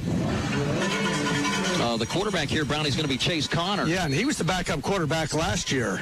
So Connor is in on this play. Empty backfield, 3 wides to the right side, scrambling to his right, throwing deep toward the right side of the end zone. And it is nearly caught for a touchdown, but dropped in the back line of the end zone. As Barnesville's Spencer Bliss had his hands on it, had to dive forward toward the backside and could not hang on. And that brings a very exciting first half of play here from Shamrock Stadium to a close. At the half, it is Barnesville 22 and Edison 10 as we have reached halftime here in week number 3 of this 6-week high school football season, officially, at least during the regular season. Coming up here, we'll have scores, as we said, from Ray Schreiber in our 93 B&V FM studio, and we will get to our halftime report. Mark Brown will tally up all of the halftime numbers, and we'll have his halftime statistical report here in just a little while. Halftime sponsored tonight by Village Hardware and Rental. Tackle that fall to-do list with the help of Village Hardware and Rental here in Barnesville with weekly specials on Facebook. Halftime score once again, Barnesville 22 and Edison 10. We step aside for a few commercial messages, and Ray Schreiber with an update on those other scores. Mark Brown's halftime statistics coming up here on 93 B&V and on YRP TV. And time now for the 93 BNV score tracker. Here's some other scores from around the 93 BNV listening area. It's the AVC Sports High School Football Scoreboard. I'm Bill Arnett. We have games now moving towards halftime. Let's catch you up on the scores. Zanesville and Watkins Memorial, the Blue Devils leading that one 20-13. That's a road game for the Devils. Cambridge shutting out Shenandoah so far 21-0. The Zeps are at home. Meadowbrook 14-0 over New Lexington. Fort Fry shutting out Caldwell so far 20-0. Barnesville with a This song is released by Beyonce and featuring her husband and rapper Jay-Z. This song is Crazy in Love.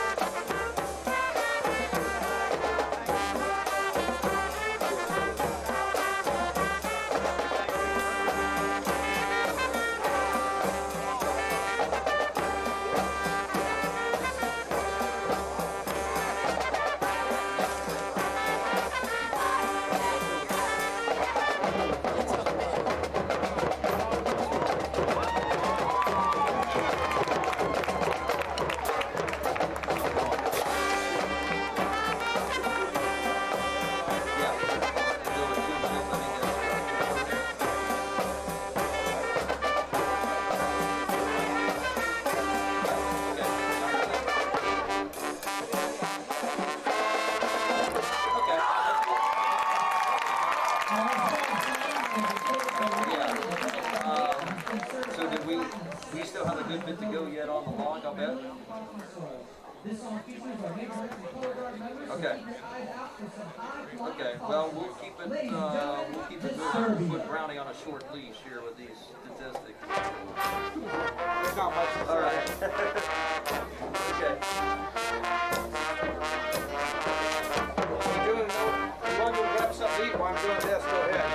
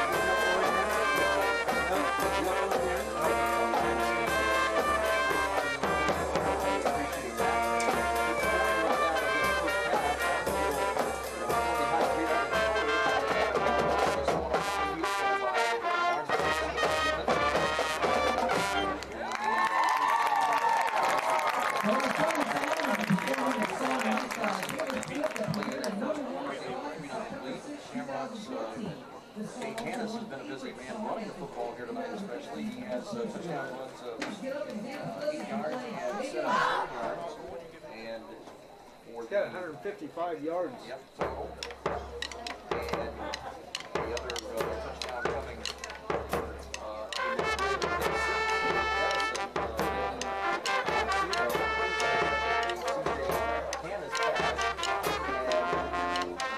because I'm stealing my partner's stats. I'm going crazy looking. You got it. I wasn't doing that on purpose. I swear to you, I wasn't. All right. I have seen the moment here. Let's 74 yards.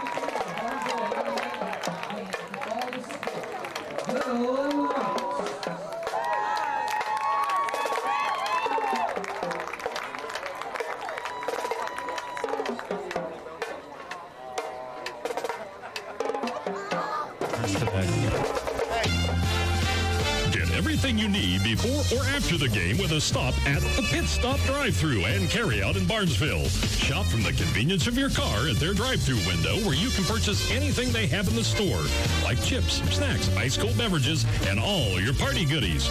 Don't get your kids out of the car for your game day needs. Just swing through the drive-up window at the Pit Stop Drive-Thru and Carryout, located at 777 Main Street in Barnesville. Southeastern Med understands that you've been putting off a lot during the stay-at-home order, including wellness checkups with your doctor. Superior Med Family Practice Cambridge, Office of Doctors Now, Collingwood and Lilco, and Caldwell Office of Becky Hall NP are open and offering telehealth visits if you prefer. Southeastern Med is focused on your safety. We are your community hospital. Visit seormc.org to learn more. And welcome back to Barnesville Stadium, where the Shamrocks at halftime have a 22-10 lead. We'll go through the stats here real quickly. First for Edison, quarterback Gage Klein throwing the ball relatively well.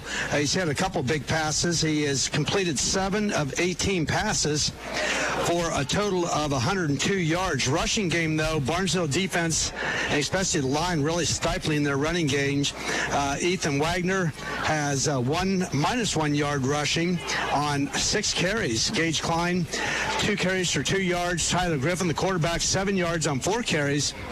Benny Marcino has 1 carry for 4 yards, and Jason Cusick, 1 carry for 18, so a total of 30 yards rushing, 102 passing, 132 yards from the line of scrimmage.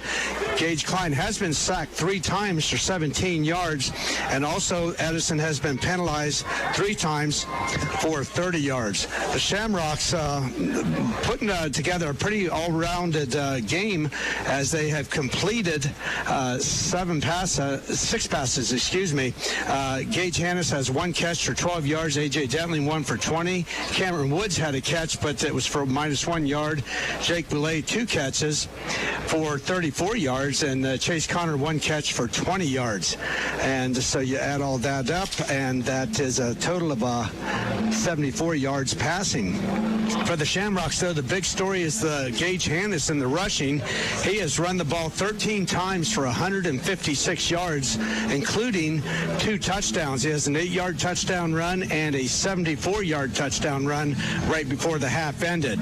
Cameron Woods, 3 carries for 2 yards, and C.J. Hannes has carried the ball twice for 19 yards, so a total of 181 yards rushing, 74 passing, 255 yards for the Shamrocks from the line of scrimmage. They've been penalized 1 time for 15 yards, and they did have 1 fumble. That was early in the game, and they did lose it. So it brings you again to our halftime score as the Shamrocks lead 22-10 over Edison. We'll take one more break and be back after this for second half action. I was sitting in my car and it wouldn't start. I lifted the hood and the engine was falling apart. What would I do? My eyes filled with tears. Then on the radio I heard of West 40 by Pay here, where for a little money down and a little each week, I could have a car, nice, shiny, and sleek. So I walked in the door and I put the money down. Now I got a nice car that I can drive around. West 40 by Pay here will help rebuild your credit. The corner of Dewey and Route 40 in Cambridge, don't you forget it. West 40 Auto Sales, corner of Route 40 and Dewey Avenue in Cambridge, is home of the guaranteed credit approval, with most loans approved while you wait. Go to their website to fill out an online loan application, west40autosales.com. You'll also find their weekly special listed there. Welcome back to YRP TV and on 93 B&V FM. We're set for second half kickoff. These short half times here, Bronny, I'll tell you what, these put a crimp on our snacking style here. And this kickoff brought to you by Kennedy's Power Equipment in downtown Barnesville, taken at the 27-yard line. And the return man is Bryce Hall. And he's going to be stopped after a short gain of about 7-8 yards up to the 35-yard line. And it will be, once again, it'll be junior Chase Connor running the controls at quarterback now for Barnesville. Now, Connor's more experienced. As we mentioned, he is a junior, a little bit taller. They got him listed at 5'11", so he can see over the line better. But he was the backup quarterback and got some experience in 2 or 3 games last year when Aiden Hannes got hurt. Okay, I retract that. C.J. Hannes is back under center. Connor was out there for a moment. Yes, he was, yeah. You saw him too. And yes. Instead, C.J. will take the snap and hand it off to Gage Hannes. And Hannes picks right up where he left off in the first half as he runs his first carry of the night for a gain of, they're going to say 10 yards, just ahead of the chains. And so a quick first down run for the very strong senior running back, Gage Hannes, number 7. Yeah, they're okay. Waiting for him to actually officially go there. So that now 166 yards rushing in the game for Gage Hannes on 14 carries. That's not too shabby. No. Cameron Woods will bring in the play for Barnesville. Line of scrimmage at the 45.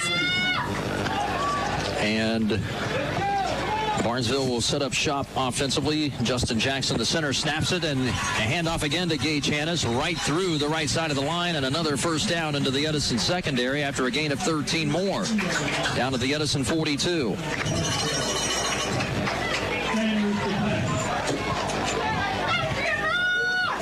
The Barnesville offensive line right now just having their way. Give that credit. Luke Schultz, Gavin Carpenter, Justin Jackson, Jacob Starr, and Quentin Lazier doing a great job up on the offensive line. Well, I would say that they're relatively pleased that they don't have to try to block Beaver local defensive linemen here in this second half, where they got worn out by last week. This run through the middle is going to be taken, I think, is that Connor Jones? Let's see here. Is that Boulay? That's going to be Jake Boulay. Okay, nice run there for Boulay. It's going to be about a gain of 7. Yeah. And that's what you want when you've got a young quarterback in there and you've got the lead. You know, it's just a lot easier to let him hand the ball off.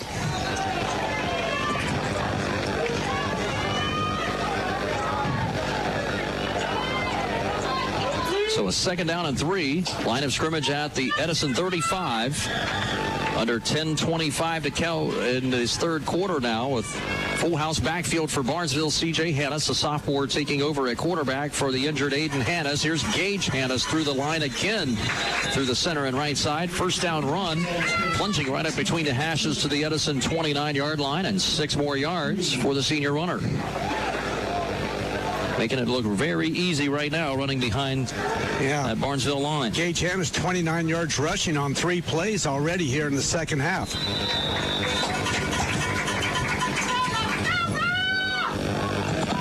Two minutes nearly gone here in this third quarter. Barnesville with a 12-point advantage, 22-10. Early third quarter as the Rocks on their opening possession of the second half. Gage Hannes again runs through the right side of the line and carries white jerseys with him for another hard-earned 5-yard gain, maybe close to 6.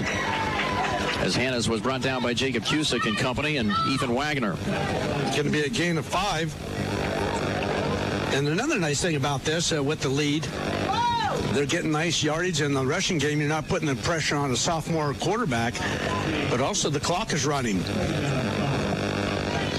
9.5 minutes remaining. I want to remind you, too, the Barnesville Athletic Department is accepting donations through Venmo, V-E-N-M-O, at Barnesville-Shamrocks, or payments can be made directly to the Barnesville Athletic Department. And a handoff. This is Cameron Woods with one of his few carries tonight, and he takes some hard licks on his way through, and a late flag comes in at the spot of the tackle as he's dragged down after a 9-yard gain to the Edison 15. I think that's going to be a late hit. Yeah, targeting hit, in fact, they're saying, on one defender, so I don't know, will that carry any other consequences?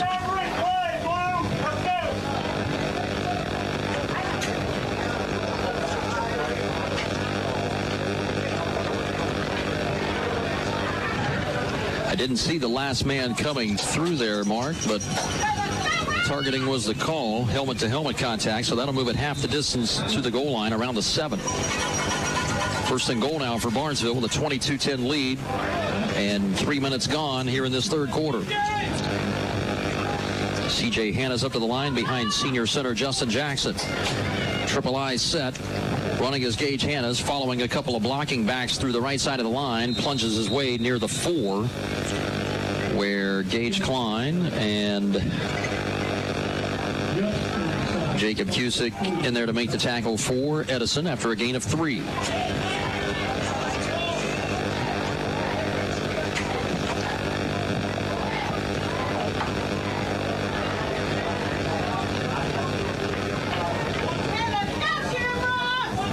So Barnesville getting set to punch in perhaps its 4th touchdown of the evening.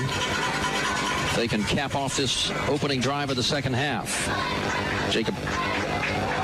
Gavin Carpenter in motion to the right side. They'll pitch it to the right side to Gage Hanna's. Hanna's is cut down near the sideline, near side, after a gain of maybe a half yard or so. Actually, they're going to score progress. They're going to mark him back, actually.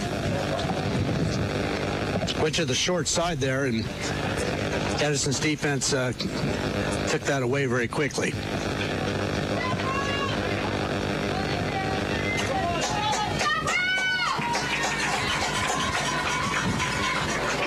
So a 3rd and goal now. Barnesville, triple I set. And Hanna's bobbled out a moment. It's going to roll out to his left. Throws out to the flat. It's going to be caught, and it will be in for the touchdown for Barnesville. Catch for Jacob Boulay. Had a couple of catches in that first quarter of play, and Boulay caps off a 6-yard touchdown reception for Barnesville as C.J. Hanna's now puts his moniker on this game with a touchdown run and now a touchdown throw, as he'll be the holder now for kicker Gavin Carpenter, who's been perfect on the night so far. And he kicks another high, deep drive and sends it through with 7:59 remaining third quarter rather. And a very nice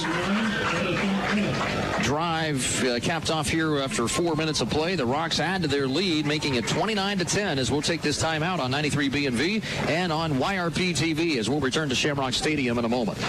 I'm not buying till I checked on Ford. Most of us are faced with uncertainty every day. Your job, your finances, sporting events, schooling for your children, and so much more. With so much uncertainty surrounding you, there's one auto dealership that you can be certain about, and that's Doan Ford. You can be certain that you'll always get a great deal and the best service afterwards. In business for nearly 60 years has given Doan Ford the reputation of being a strong, reliable dealership. Be certain. Choose Doan Ford. Online at DoanFord.com. Shop at Barnesville Save-A-Lot and save up to 40%. That's right. At Barnesville Save-A-Lot, located at 801 East Main Street, you can save 40% on your grocery bill. Barnesville Save-A-Lot has fresh cut meat and fresh produce daily. So whether you're meal prepping for the week or getting ready for a cookout, Save-A-Lot has you covered.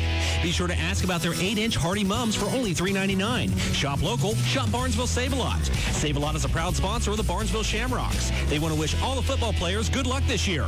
Go Rocks! Go Rocks!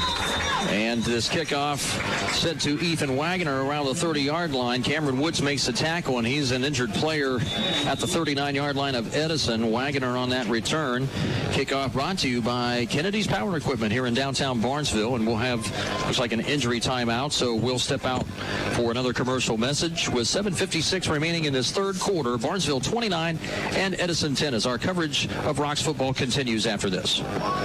At WVU Medicine Barnesville Hospital, we're delivering the right care at the right place at the right time. Whether you're injured in the big game or backyard family fun, we're ready to get you back to performing your best on the field or off.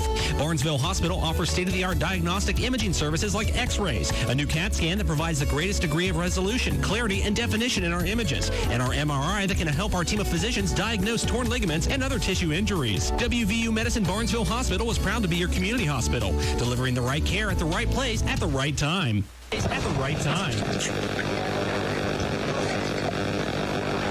Back here at Barnesville, Cameron Woods jogs off the field. I think he just had a cramp, so he'll have to sit out of play as Edison will take over, trailing 29-10, 1st and 10 on their own 39. Edison's Gage Klein, sophomore quarterback, will go with a full house backfield. Ball is fumbled by Griffith, and Barnesville may have come up with it. They do. Justin Jackson comes up. Defensive tackle and center comes up with a fumble recovery for Barnesville. And the Rocks going for the jugular now here in this third quarter. They'll get the ball. Very good field position here. It'll be on the Edison. Looks like about the 32 or 33-yard line. Yeah, but check that. It's going to be the 37. Boy, another huge mistake here by Edison. Yeah. They've just completely fallen apart after gaining some momentum back. About midway through that second quarter, it looked like they were going to make a game of it, and Barnesville was back on their heels with Aiden Hannes, the starting quarterback, going down with injury into the right shoulder. And instead it swung the other way as Gage Hannes and C.J. Hannes and company have taken back control of the football game. Here's Gage Hannes with a run up the middle for a gain of 3. And he's a little bit slow to getting up. And Gage Hannes has had a lot of real estate out there running today, but he has taken some punishment as well. Yes, he has. He's carried the ball now 20 times. He gets up, he's limping a little bit. Having trouble putting any weight on that right ankle, so he'll be carried off by a couple of his teammates. So we'll see in there. It looks like it will be Cameron Woods. Jake Boulay and Ethan Spangenberg will help him off the field. Kind of hard to tell. I don't know if maybe that was another cramping situation, or maybe he got, sometimes you get those where the ankle gets twisted underneath that pile of tacklers. Jake Boulay will go back in now. We'll see. He might be the running back. We'll see who they put back there. Well, if Barnesville loses too many more key starters in the skill positions, it will be a reserve game here on Friday night instead of tomorrow morning. Flag is down before the snap of the ball. Someone lined up in the neutral zone, and somebody on Barnesville's side is over the line. As we said, these two teams will play a reserve game tomorrow, 10 o'clock at Edison. That's a good hour-plus drive, so if you're going up there, you'll want to get away. Ball back 5 yards against Barnesville. Offside in the neutral zone. It's only their second penalty of the game. Big improvement over the first two.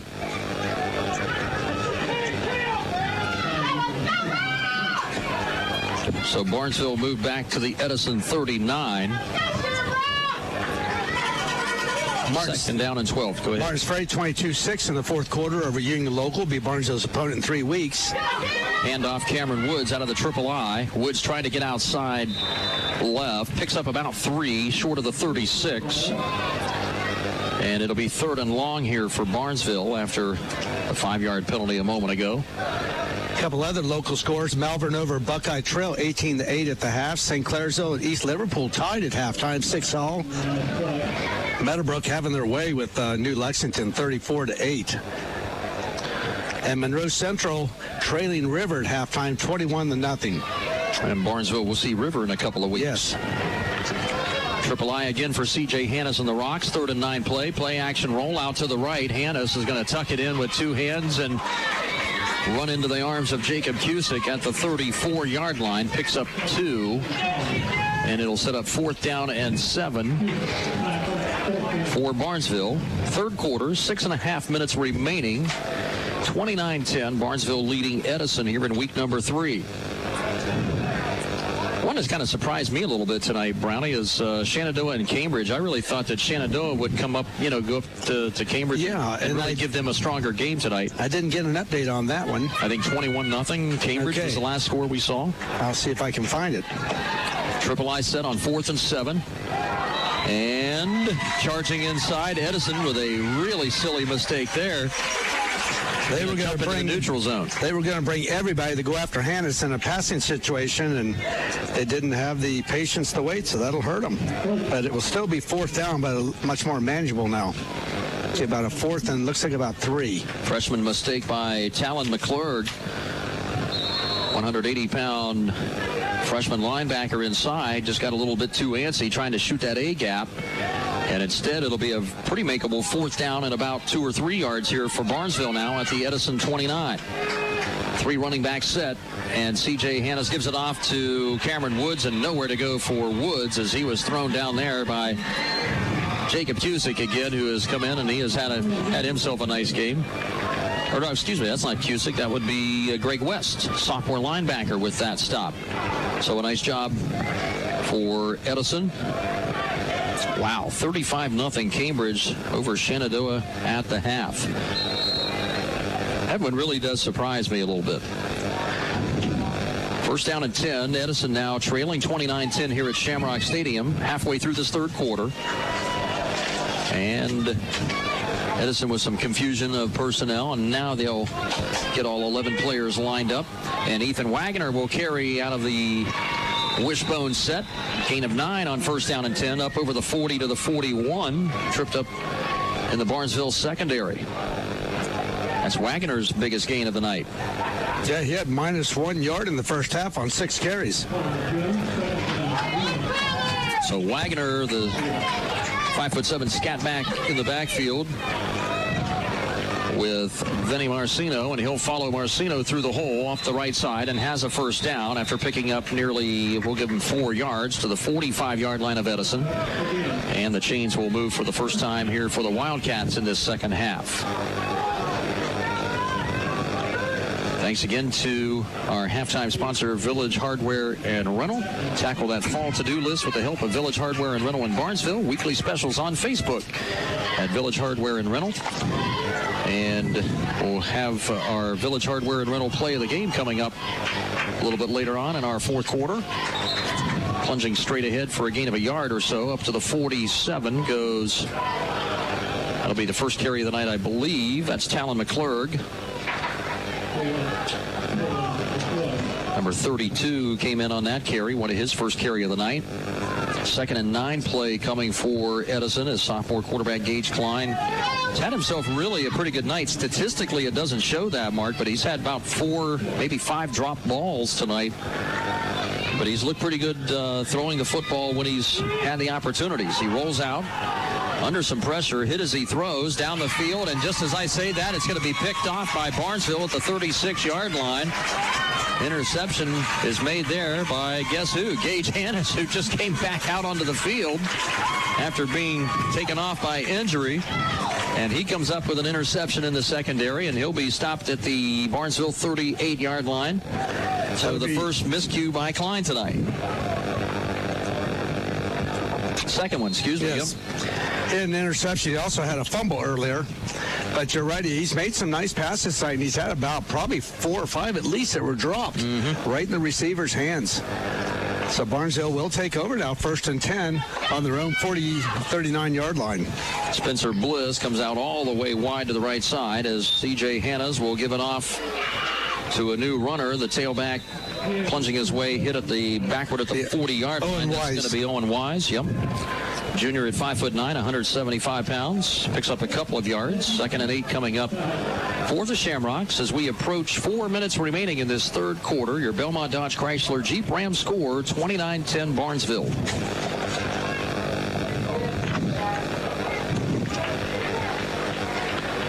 And the sophomore quarterback will break the green and white out of the huddle. And again, it'll be Owen Wise in the backfield out of the offset eye. Heavy pressure, dumped off into the flat. And Hannes just had to unload that one a little bit more quickly than he wanted to as Jacob Cusick was bearing down on him at the last moment. That was intended for Jake Boulay, and he had some running room there. Like you said, though, Hannes just had to get rid of it a little bit too quick, and it landed in front of Boulay.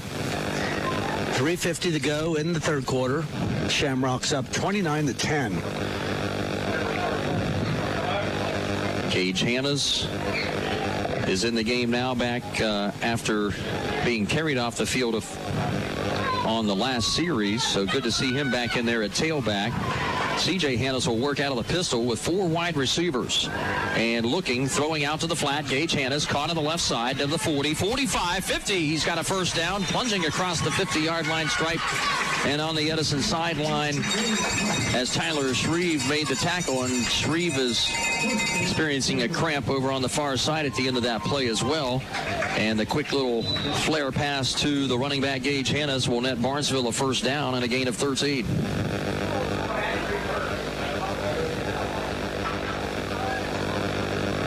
That's a good confidence builder for the sophomore quarterback. Yes, yeah. Nice little touch on that as he was rolling to his left and found Gage Hannes going out into the flat there. High formation for Barnesville on 1st down and 10. CJ will give it off to Owen Wise again, the tailback. Gets back to the line of scrimmage, and that's it. As he was dumped there by a host of Wildcats, led by, once again, linebacker Jacob Cusick. Jaden Clancy also in there on that stop for the Wildcats. Under 3 minutes to go here in the third. Barnesville's been in control since late in the second quarter. Edison capitalized on a pick six by Vinny Marcino to make it 15-10, Barnesville. Yeah, Edison's not scored a touchdown with their offense. Nope, and Barnesville's defense has come up with some the big plays when they've needed them. Here's a run right up the gut for Owen Wise, make that Boulay. The fullback will carry it straight ahead for a gain of 5, up to the 44 of Edison. 3rd and 5 coming up. Reminder, as well as all of our other sponsors and so on, we've got our KFC and A&W Root Beer of Barnesville player of the game for the Shamrocks coming up in our post-game report tonight.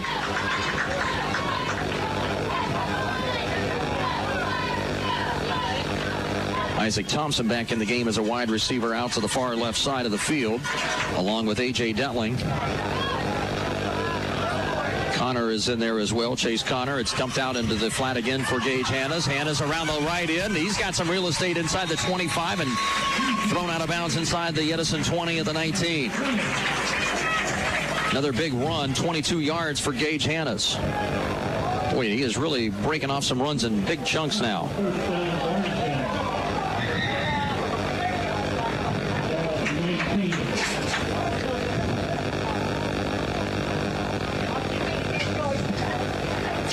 C.J. Hannes now 5 for 7 throwing the ball.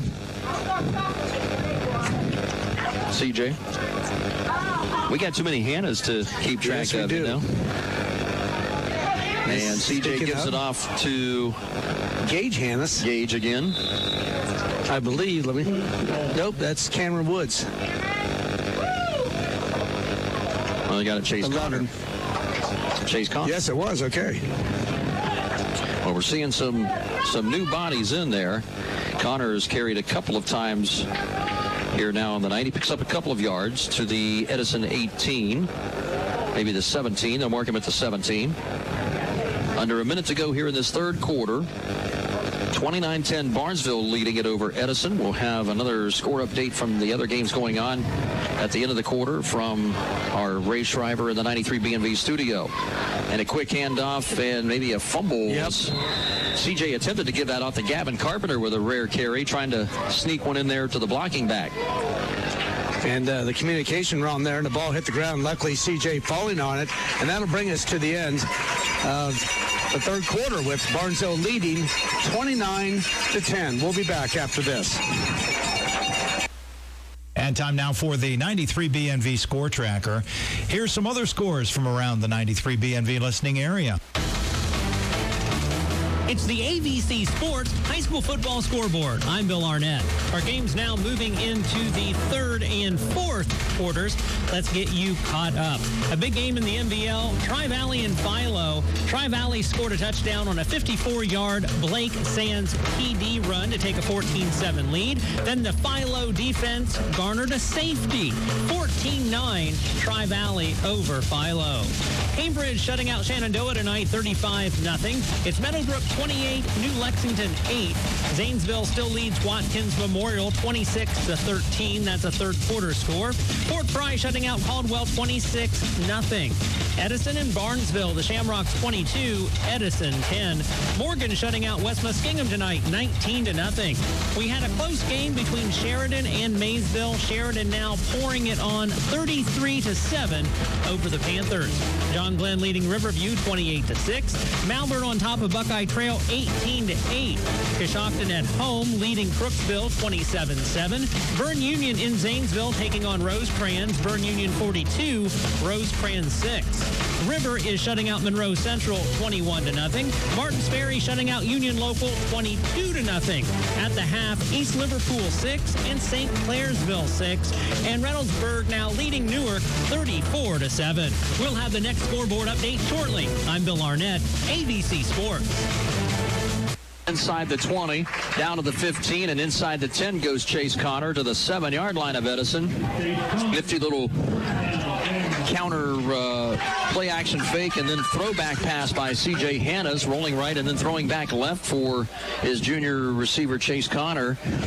And what I like is you're seeing C.J. Hannes just get a little more confident each time now. He's, when we saw that first pass he completed, but he just sort of flung it in desperation and then the pick six, but now he's just a little more confident and they're not making him throw it downfield, mostly to the side passes that are easier to make.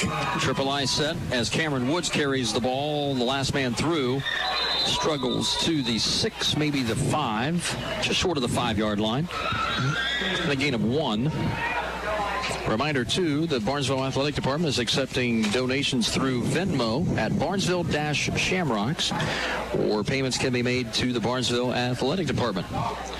Our thanks to all the Barnesville Athletic staff for having us here today and what's been a very bizarre fall sports season so far, and a bizarre beginning to athletics and academics. And we appreciate all of the school's efforts in helping us at ABC Sports. C.J. Hannes throwing desperation, throws it out of bounds, just had to heave that one away. Good play there as he gets a fist bump from head coach Blake Allen. Just proud of him that he unloaded the football and did not take a big loss out of bounds. So C.J. living to play another down here as it's 3rd and goal from the 6. Early 4th quarter. 10:39 remaining in this ball game in week number 3. Edison came into this game with wins against Toronto and Conotton Valley, beating the Rockets last week 23-14. But Barnesville has been the stronger opponent throughout most of this game here tonight. Handoff Gage Hannes, stumbles, tripped up by Vinny Marcino in the backfield, and Hannes does well just to stumble ahead to pick up a few positive yardage, just short of the 2-yard line. We'll give him 4 yards for Gage Hannes. It'll be 4th and goal now from just outside the 2-yard line. And we will see if Barnesville will be able to come up with touchdown number 5 on the night. Cameron Woods in the game now, along with Chase Connor. Connor, an extra tight end on the left side. Again, that triple I set with Gage Hannes deep in the backfield. 4th and goal now for C.J. Hannes on the rocks. Snap. Handoff Gage Hannes, left side run, dives, got it, touchdown, Barnesville. Gage Hannes with touchdown number 3 rushing tonight.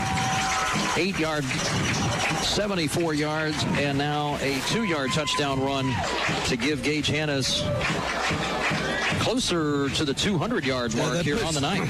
Unofficially, that puts him at 201 yards rushing. So a very fine night indeed for Gage Hannes, the senior receiver and running back. This kick, I think someone up front got a piece of that. Well, actually, the snap was bad. He dropped it, C.J. Hannes, and by the time he got it down, everything was out of whack. So the timing of that was off center, and Gavin Carpenter with his first miss on the night has tried to punch it through, but it falls short. So the point after fails, but Barnesville still with a commanding lead, 35-10 here in the 4th quarter with 9:53 to play. 4th period, we'll step out for these commercial messages on 93B&V and on YRP TV. Looking for something to do this weekend? Inside Outside Barbecue will be set up at the end of the Blue Moon Beer Garden starting at 1 on Saturday. Located off the alley behind the Blue Moon Tavern in downtown Barnesville, the beer garden now has cornhole boards, giant Jenga, and several other board games. Blue Moon Beer Garden is giving out free hot dogs with drink purchases. Blue Moon Tavern Beer Garden, open at 4:30 Wednesday through Saturday. Stop by and have a good time. Before or after the game, make a stop at Bob's Pizza and Sub Stop inside Bob's drive-thru in Barnesville. Try one of their delicious oven-baked subs, pepperoni rolls, cheesy bread, wings, or fresh French fries. Their pizza dough is made fresh daily, and their salads are made to order. And they offer a different specialty pizza each month. Call 425-3333. They even deliver anything in the drive-thru with a food order. Bob's Pizza and Sub Stop. Like them on Facebook and call 425-3333. Back on 93 B&V and on YRP TV. Thanks again to Ray Schreiber in the FM studio and Adam Green here on YRP TV, bringing the video shots here on our live webcast.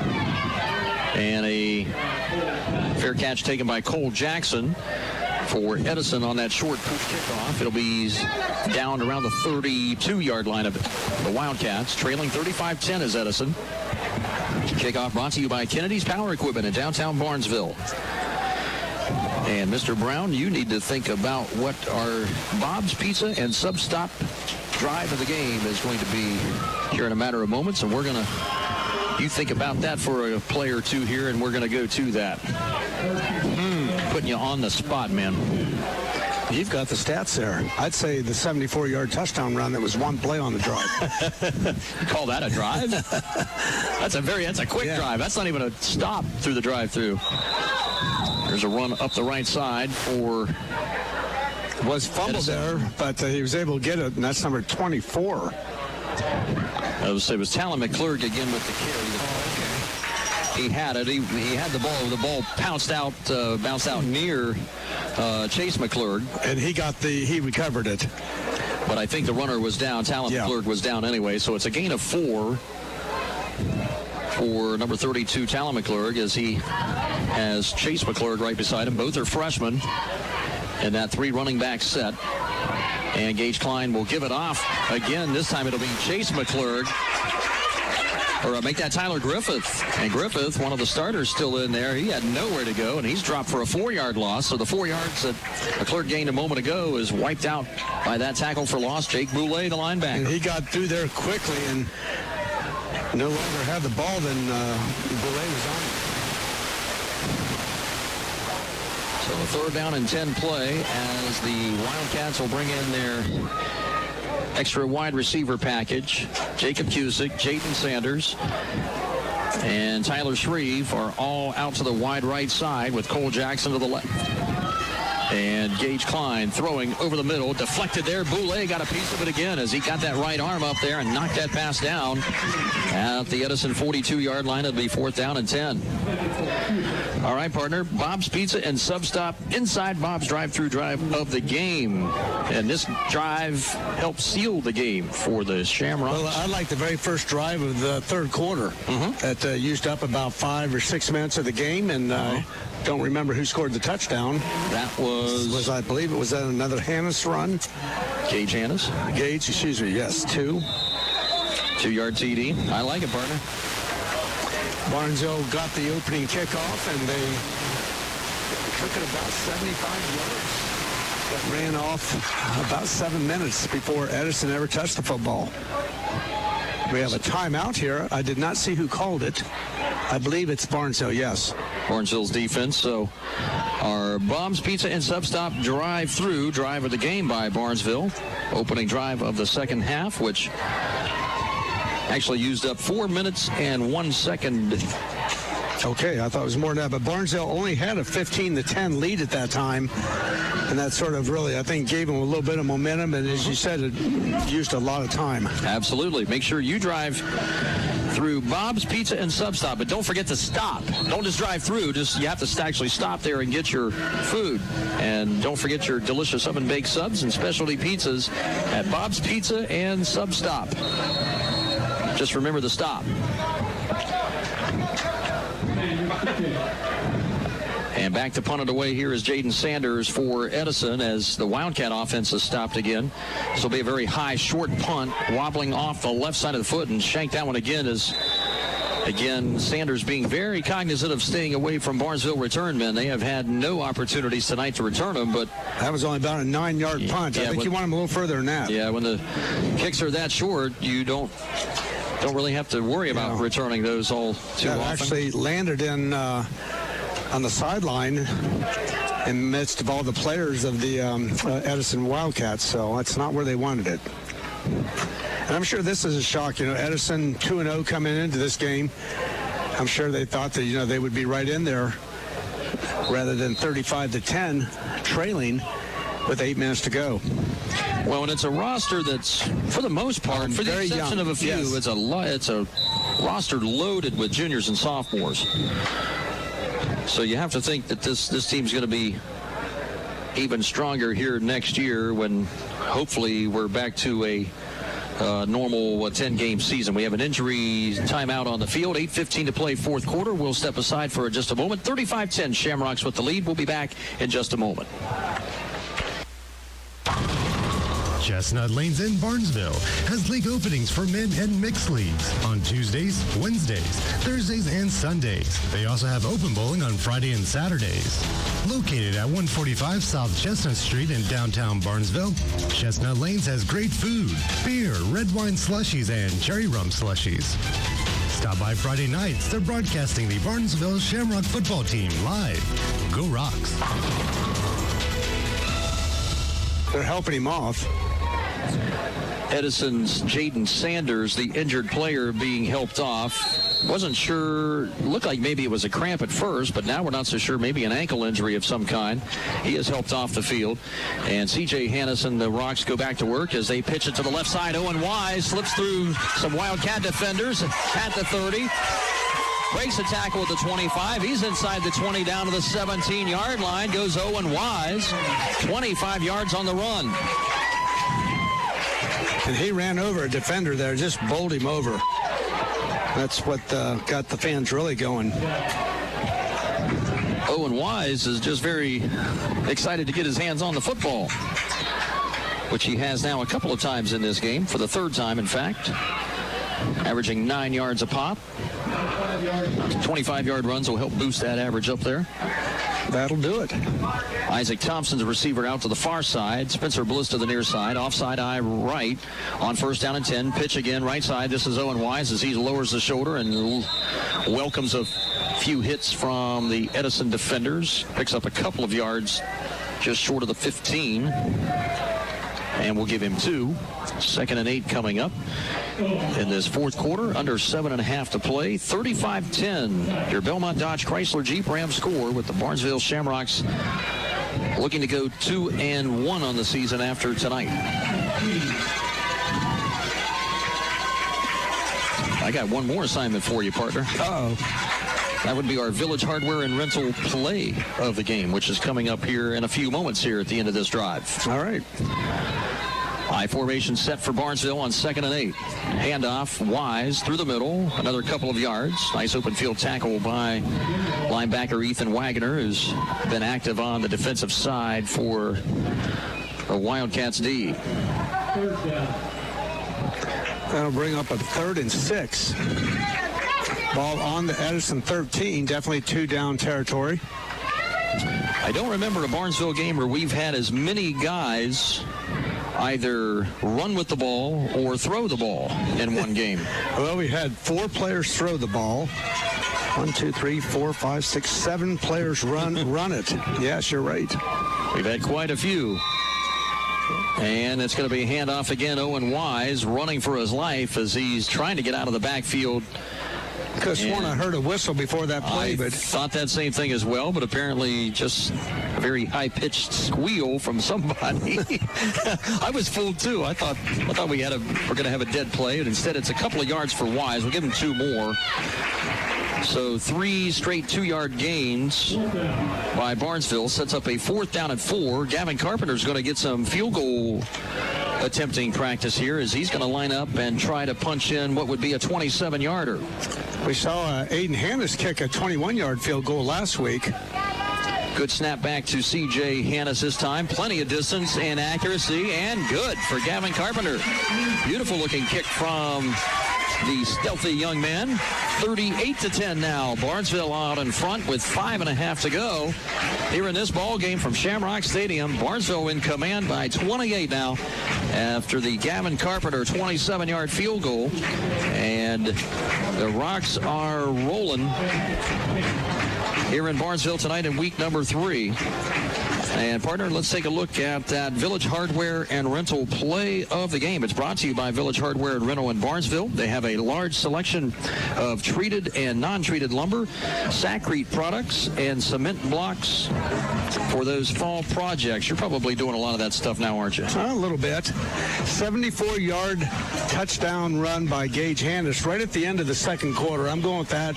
I think they were just trying to run out time and, not give the ball back to Edison before the halftime bell started, and he just broke right through there, and nobody touched him as he went 74 yards. And I think that really put Edison down a little bit as far as their momentum and just their overall outlook. Yep, that made it 22-10, the halftime score. Barnesville's added on 16 points since then with a couple of touchdowns, a PAT, and now the Gavin Carpenter field goal of 27 yards. So Barnesville looking to go on to their second victory on the night. This would drop Edison to a 2-1 record, and then next week here at Brownie, they'll be back here at home again facing a Shenandoah team that looks like it's going to be licking its wounds a little bit coming into Shamrock Stadium next week.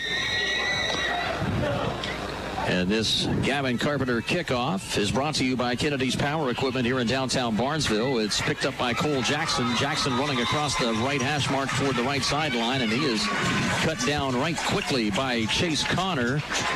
And nice tackle there by Connor. Yep, Bryce Hall was in the neighborhood there too, but Chase Connor cut him, the speedy Cole Jackson, down in a hurry. And the sophomore returner brings it out to the 30. So we're down to the final 5:26. And I think we're going to get a lot of clean jerseys in now for Barnesville.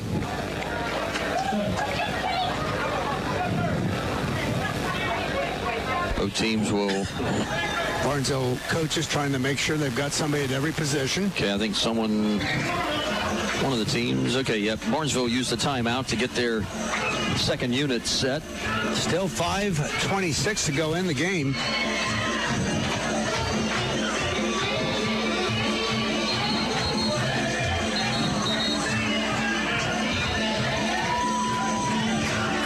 Yep, you called it right, partner. That is 11, basically 10 new bodies out there with the exception of maybe Bryce Hall out on the outside linebacker spot, number 6. And pretty much everyone else is brand new. Edison will line up in an offset eye. The handoff will go to Talon McClurg. Freshman running back will get back to the line of scrimmage at the 30, and that's about it. Nice job penetrating in. I think linebacker Eli Wise, maybe a freshman, was in there. Yes, that was Eli Wise, a freshman. I assume that is the it's brother, yes, of Owen Wise, who has carried several nice running plays here tonight. I would guess both of those, at least one or both of those young men will be performing at around 10 a.m. tomorrow. Yes. Reserve game down at Edison between these two teams, 10 a.m. tomorrow morning. Handoff straight ahead. This will be the other McClurg. This will be Chase McClurg, another freshman. Carries for just a gain of 1. 3rd and long now for the Wildcats at their own 31-yard line. So 4.5 to play in the game. Your Belmont Dodge Chrysler Jeep Ram score. Barnesville leading Edison 38-10 late in this ball game. Couple of split backs in the backfield. Tyler Griffith will get the handoff on the jet sweep. The motion man carries it, but only a gain of a yard or so. Another nice defensive play staying at home for Barnesville. Bryce Hall, the outside linebacker, out there making another good stop. So this second unit defense here, we've actually even got a number 57 for Barnesville was out there, but we don't even have a 57 on our roster. But was in there as well. Sometimes these end-of-game situations like this get a little bit hairy with some numbers we haven't seen and maybe some numbers that might be changed or so on. Orion Smith and Avery Klaus are out there on the defensive line as well for the Rocks. Owen Wise will be back deep to get the punt. And the way he's run the ball so far here in this fourth quarter, I would say he'll make every effort to field this punt by Jaden Sanders. We got a stoppage of play at the moment. And we reset the clock and get it underway. Sanders with a low line drive kick. It's going to be bouncing at the Shamrock 46 and back to the 40, where it's down there by Griffith and the Edison special teams. 26-yard kick for Sanders, considerably better than his last effort. And with 3:24 remaining in the ball game, Shamrocks with a 28-point advantage here in the fourth quarter will once again send out C.J. Hannes and the new offensive unit.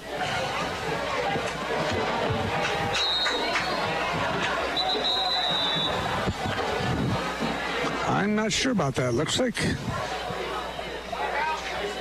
I might be right. I see who's putting in. I see Luke Detling in there, which would be AJ's little brother, and looks like we're going to have a timeout. I don't think they had everybody out there they wanted.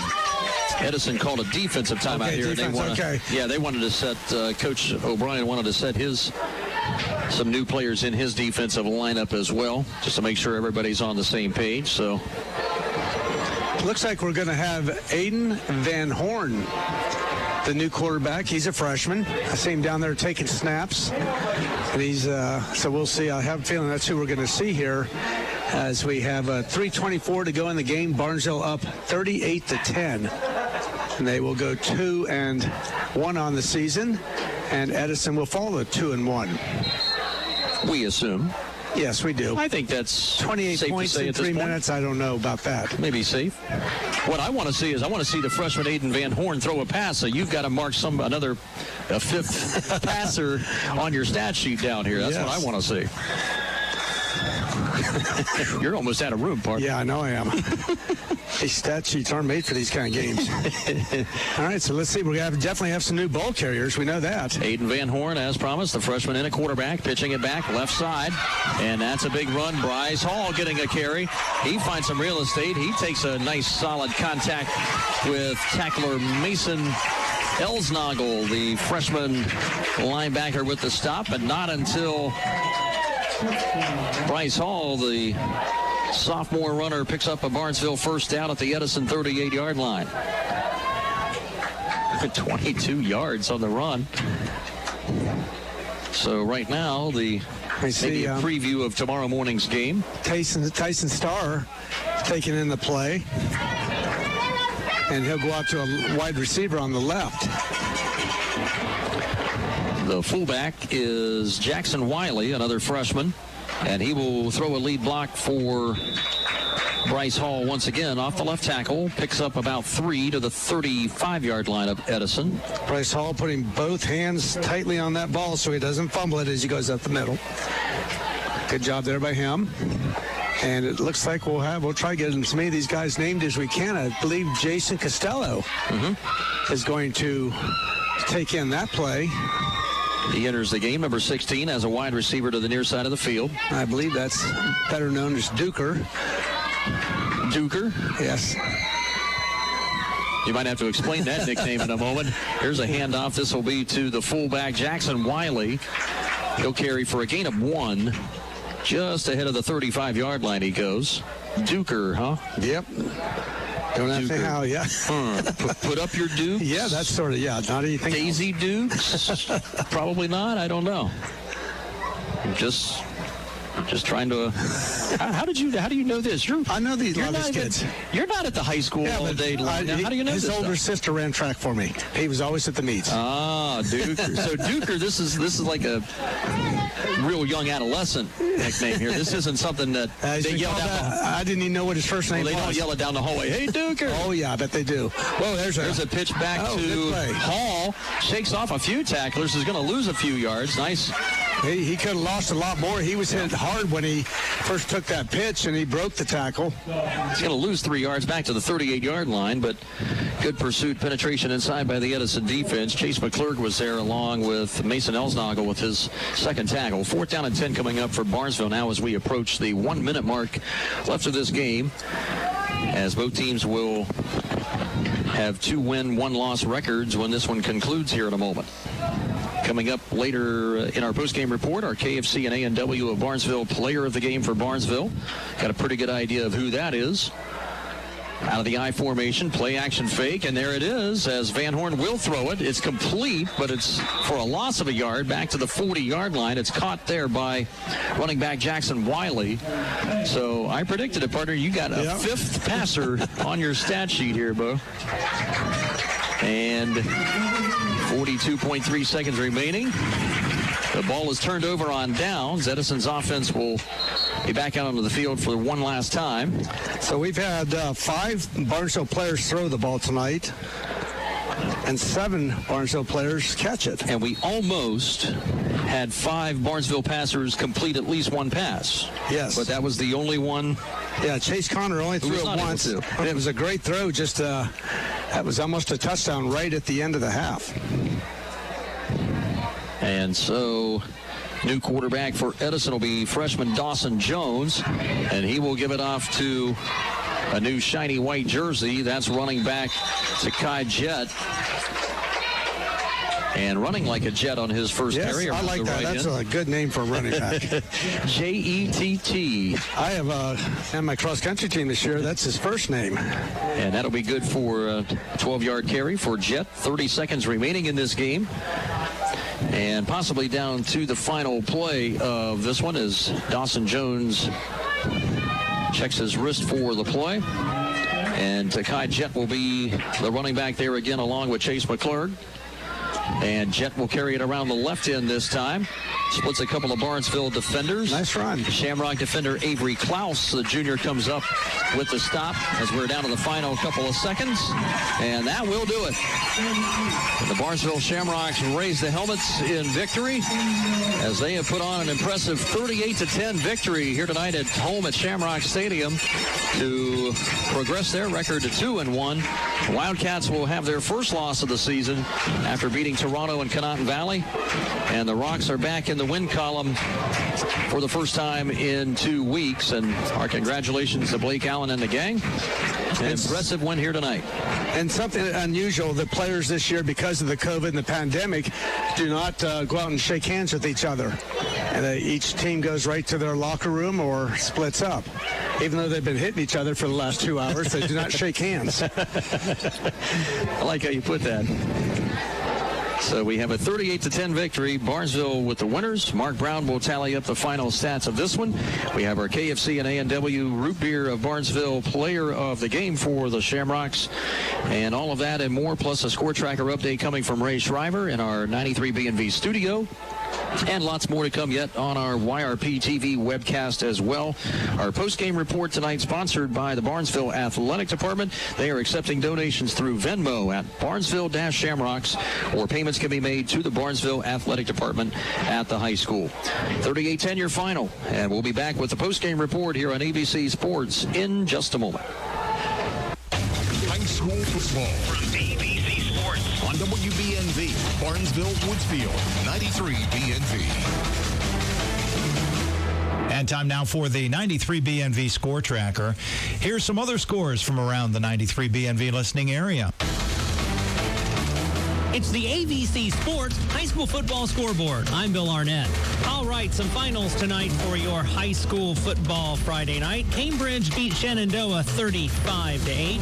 Meadowbrook on the road over New Lexington 49-8. The Colts are a strong team again this year. Fort Fry on the road shuts out Caldwell 26-0. And Sheridan beat Maysville on the road. The Generals were at Maysville 33-14. Game still underway. Zanesville leading Watkins Memorial 39-13. It's Barnesville over Edison 38-10. Tri-Valley and Philo down to the wire. Tri-Valley 21, Philo 16. Morgan shutting out West Muskingum tonight 33-0. It's John Glenn 30, Riverview 14. That's in the fourth quarter in Warsaw.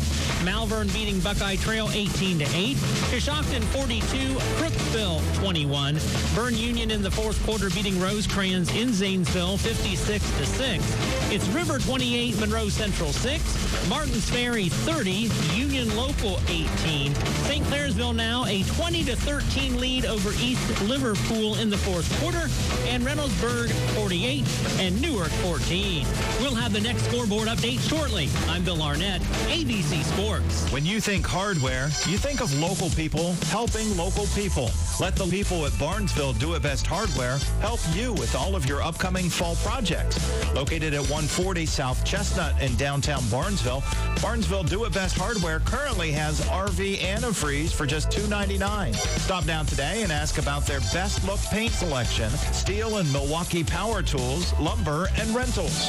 Barnesville Do It Best, 140 South Main Street. Go Rocks. Go Rocks. Did they send those with you? Welcome back here at Shamrock Stadium. Mark Brown, Dave Davidson, and who is this beside me? Adam Green with our YRP TV webcast picture.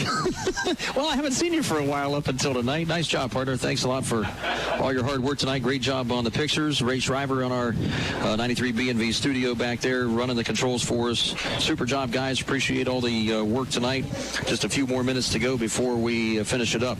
Let's look at our KFC and A&W of Barnesville Shamrock Player of the Game. They'll receive a $10 gift card for chicken or good foot-long hot dogs at A&W of Barnesville. Anything they want to use it for, $10 gift card to KFC and A&W of Barnesville. And as Mark Brown tallies up the numbers, we'll interrupt him just momentarily. This is an easy call tonight here for our player of the game from Barnesville. Yeah, we'll give that to Gage Hannes. Gage Hannes, a big game tonight. Rushed 22 times for 201 yards, 3 touchdowns, a point after, and also had an interception. Our congratulations, Gage Hannes. Well-earned player of the game honors tonight. He receives the $10 gift card from KFC and A&W of Barnesville.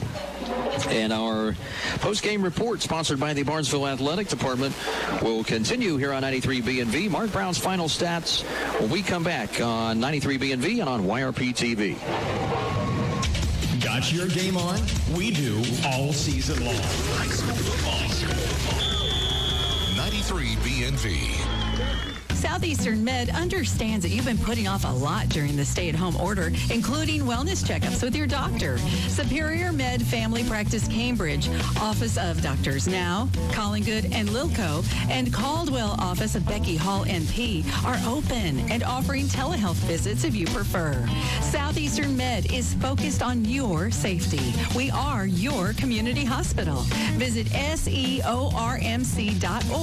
to learn more. It's time to say goodbye to summer and hello to fall. With a new DQ Fall Blizzard and Shake menu, there's the always festive pumpkin pie, tasty new caramel apple pie, and more delicious fall flavors than ever right now on the DQ Fall Blizzard and Shake menu. If you're craving fall, you can find it at Barnesville DQ, 402 East Main Street, where happy tastes good. DQ would like to wish the Shamrocks a great season. Go Rocks! Go Rocks! Mark Brown with the final statistics here in just a moment or so. A victorious night for the Shamrocks, the home green and white, with a 38-10 victory over the previously unbeaten Edison Wildcats. Barnesville with a 35-0 opening week win over Buckeye Trail.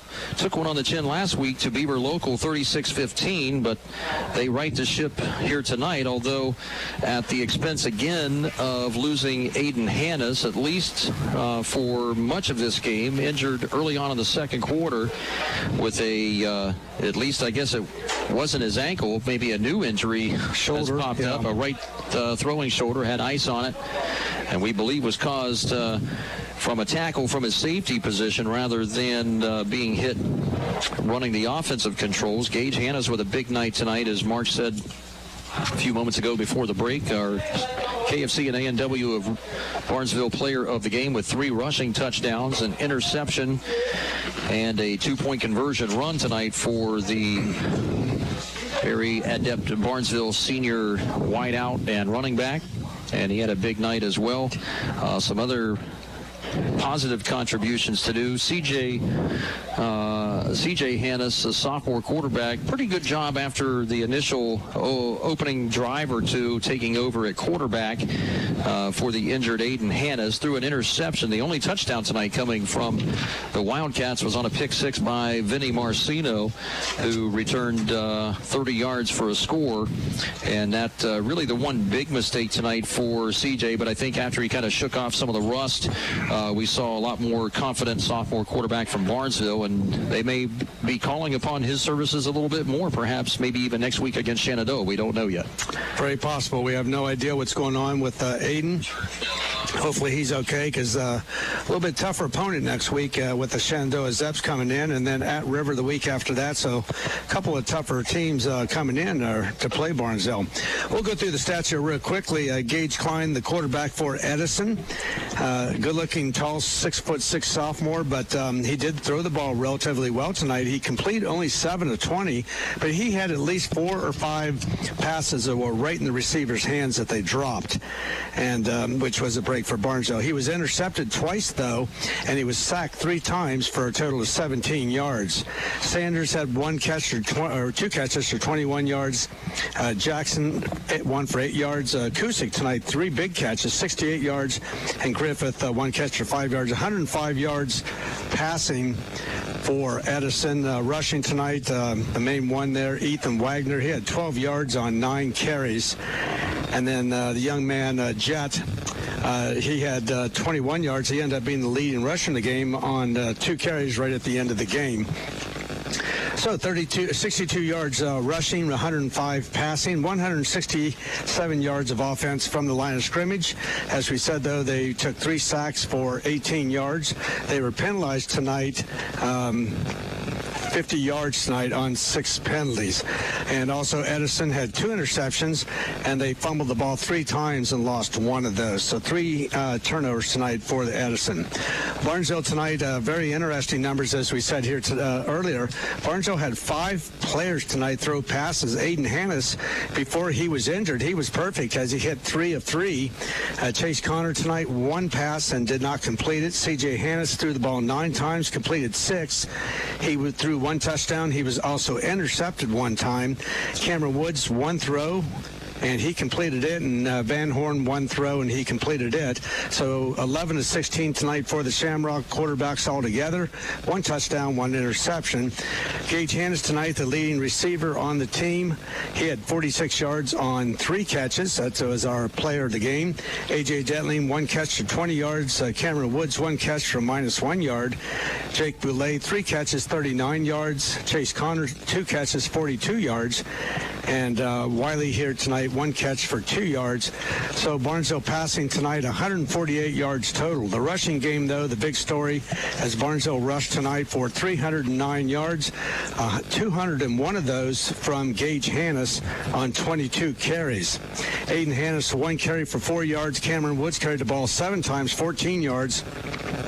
C.J. Hannes carried the ball 3 times for 21 yards, including a touchdown. Jake Boulay, 2 carries for 12 yards. Owen Weiss tonight, 32 yards on 6 carries. Chase Connor, 1 carry for 3 yards. Bryce Hall tonight, 22 yards on 3 carries. And I'm sorry, I should get Wiley's name here. He threw, and he also had a catch. Jackson Wiley, okay. And so a good job there by all those young men tonight. Barnesville fumbled the ball 2 times and lost 1 of them, and we had 1 interception. So Barnesville tonight from the line of scrimmage, 457 yards in offense. Nobody was sacked tonight, and 2 penalties. That's really great tonight for Barnesville for 20 yards. So after the first 2 games having over 100 yards in those 2 games in penalties, only 2 tonight for 20. Well, and that the 1 fumble that was lost was actually the first Barnesville play from scrimmage tonight. Yes, it was Aiden Hannes, the starting quarterback, just fumbling the snap. That ball just bouncing right out of his hands inexplicably, and that's the one they lost that actually led to the Edison field goal, the first points of the game. Yes, and then later on, the pick 6, and that was all the points tonight. Edison's offense tonight, not scoring a touchdown. Now, you have to wonder going into the game next week a couple of things. One, the status of Aiden Hannes and that right shoulder, and he was already, I think, battling an ankle problem again from last week. Yeah, he missed 2 or 3 series last week because of an ankle injury, and that was what hurt him last year when he missed the last 4 games of the season was the ankle. But tonight he was out early there, I believe, in the second quarter. Did not have shoulder pads on and had an ice pack on his right shoulder. So hopefully that's nothing serious. And the other thing, we wonder too is that, I don't know about you, I was surprised a little bit at the last Shenandoah-Cambridge score that we saw. Cambridge was up 35-0 as the last we saw. I think that was early third quarter, right at halftime. So, it kind of makes you wonder, well, maybe did something change in that first half of the game, injury-wise, something you never know about maybe what happened with the Zeps. Maybe they had a personnel change that may have hampered their chances for being competitive tonight. 35-8 the final in that game against Cambridge. So a tough loss for Shenandoah against the Bobcats tonight. So you kind of wonder, we're still trying to figure out exactly, who the strong teams are, because in a short season, those first couple of games are kind of up in the air. You're not sure exactly what you got until you get out on the field and play. And of course, these teams, basically nobody scrimmaged either, so there was really no time to kind of feel this thing out. So everybody's really just still playing, the first 2, maybe even tonight's game a little bit as a sort of a scrimmage type of atmosphere. So you don't really have much time, the coaches don't, to readjust their game plans. 3 more weeks, and after that we'll be in the playoffs. Everybody this year making it to the playoffs. Then those that don't win their playoff game, they can play as many as 3 more games if they want to against other teams that have been knocked out. And I think from what I understand, Barnesville's already made arrangements that they will play Buckeye Trail and Monroe Central if they get to that point where both of them get knocked out. But that's a long ways down the road yet. Yep. So our congratulations to Blake Allen and the Shamrocks tonight. Gage Hannes with just shy of 250 all-purpose yards tonight, plus an interception for Barnesville. Keyed them to victory and carried the Shamrocks load tonight. Barnesville and Shenandoah will square off here at Shamrock Stadium next Friday evening, where you and I will be back in the catbird seat here once again. Yeah, Barnesville's after years of having pretty easy games against Shenandoah, has lost the last couple of years. Shenandoah's been up, and I'm sure that's one they're kind of looking forward to next week. No doubt. So our thanks to Ray Shriver back in our 93 B&V studio, and Adam Green right here beside us. Great job here working the webcast controls for us here on YRP TV. Thanks a lot, guys. Again, nice job as always. Thanks to all of our listeners and our sponsors here all across the board here on our FM stations and on yourradioplace.com as well. We appreciate all of that. We look forward to bringing you more play-by-play action of Rocks football next Friday evening against the Shenandoah Zeps coming into Barnesville next Friday night. So we're looking forward to that one, Brownie. Yes, I am. So good effort tonight by the Shamrocks all around. The line played well, the backs, the quarterbacks. So, maybe things are on the right track here. No doubt. For Adam Green and Ray Shriver in our 93 B&V studio, and for Mark Brown, Dave Davidson saying goodnight from Shamrock Stadium on this week number 3 of the high school football season, where the Barnesville Shamrocks winners over the Edison Wildcats 38-10. We'll see you next week, everybody, on ABC Sports.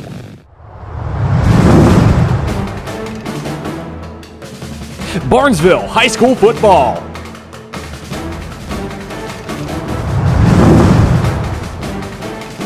This has been a presentation of ABC Sports.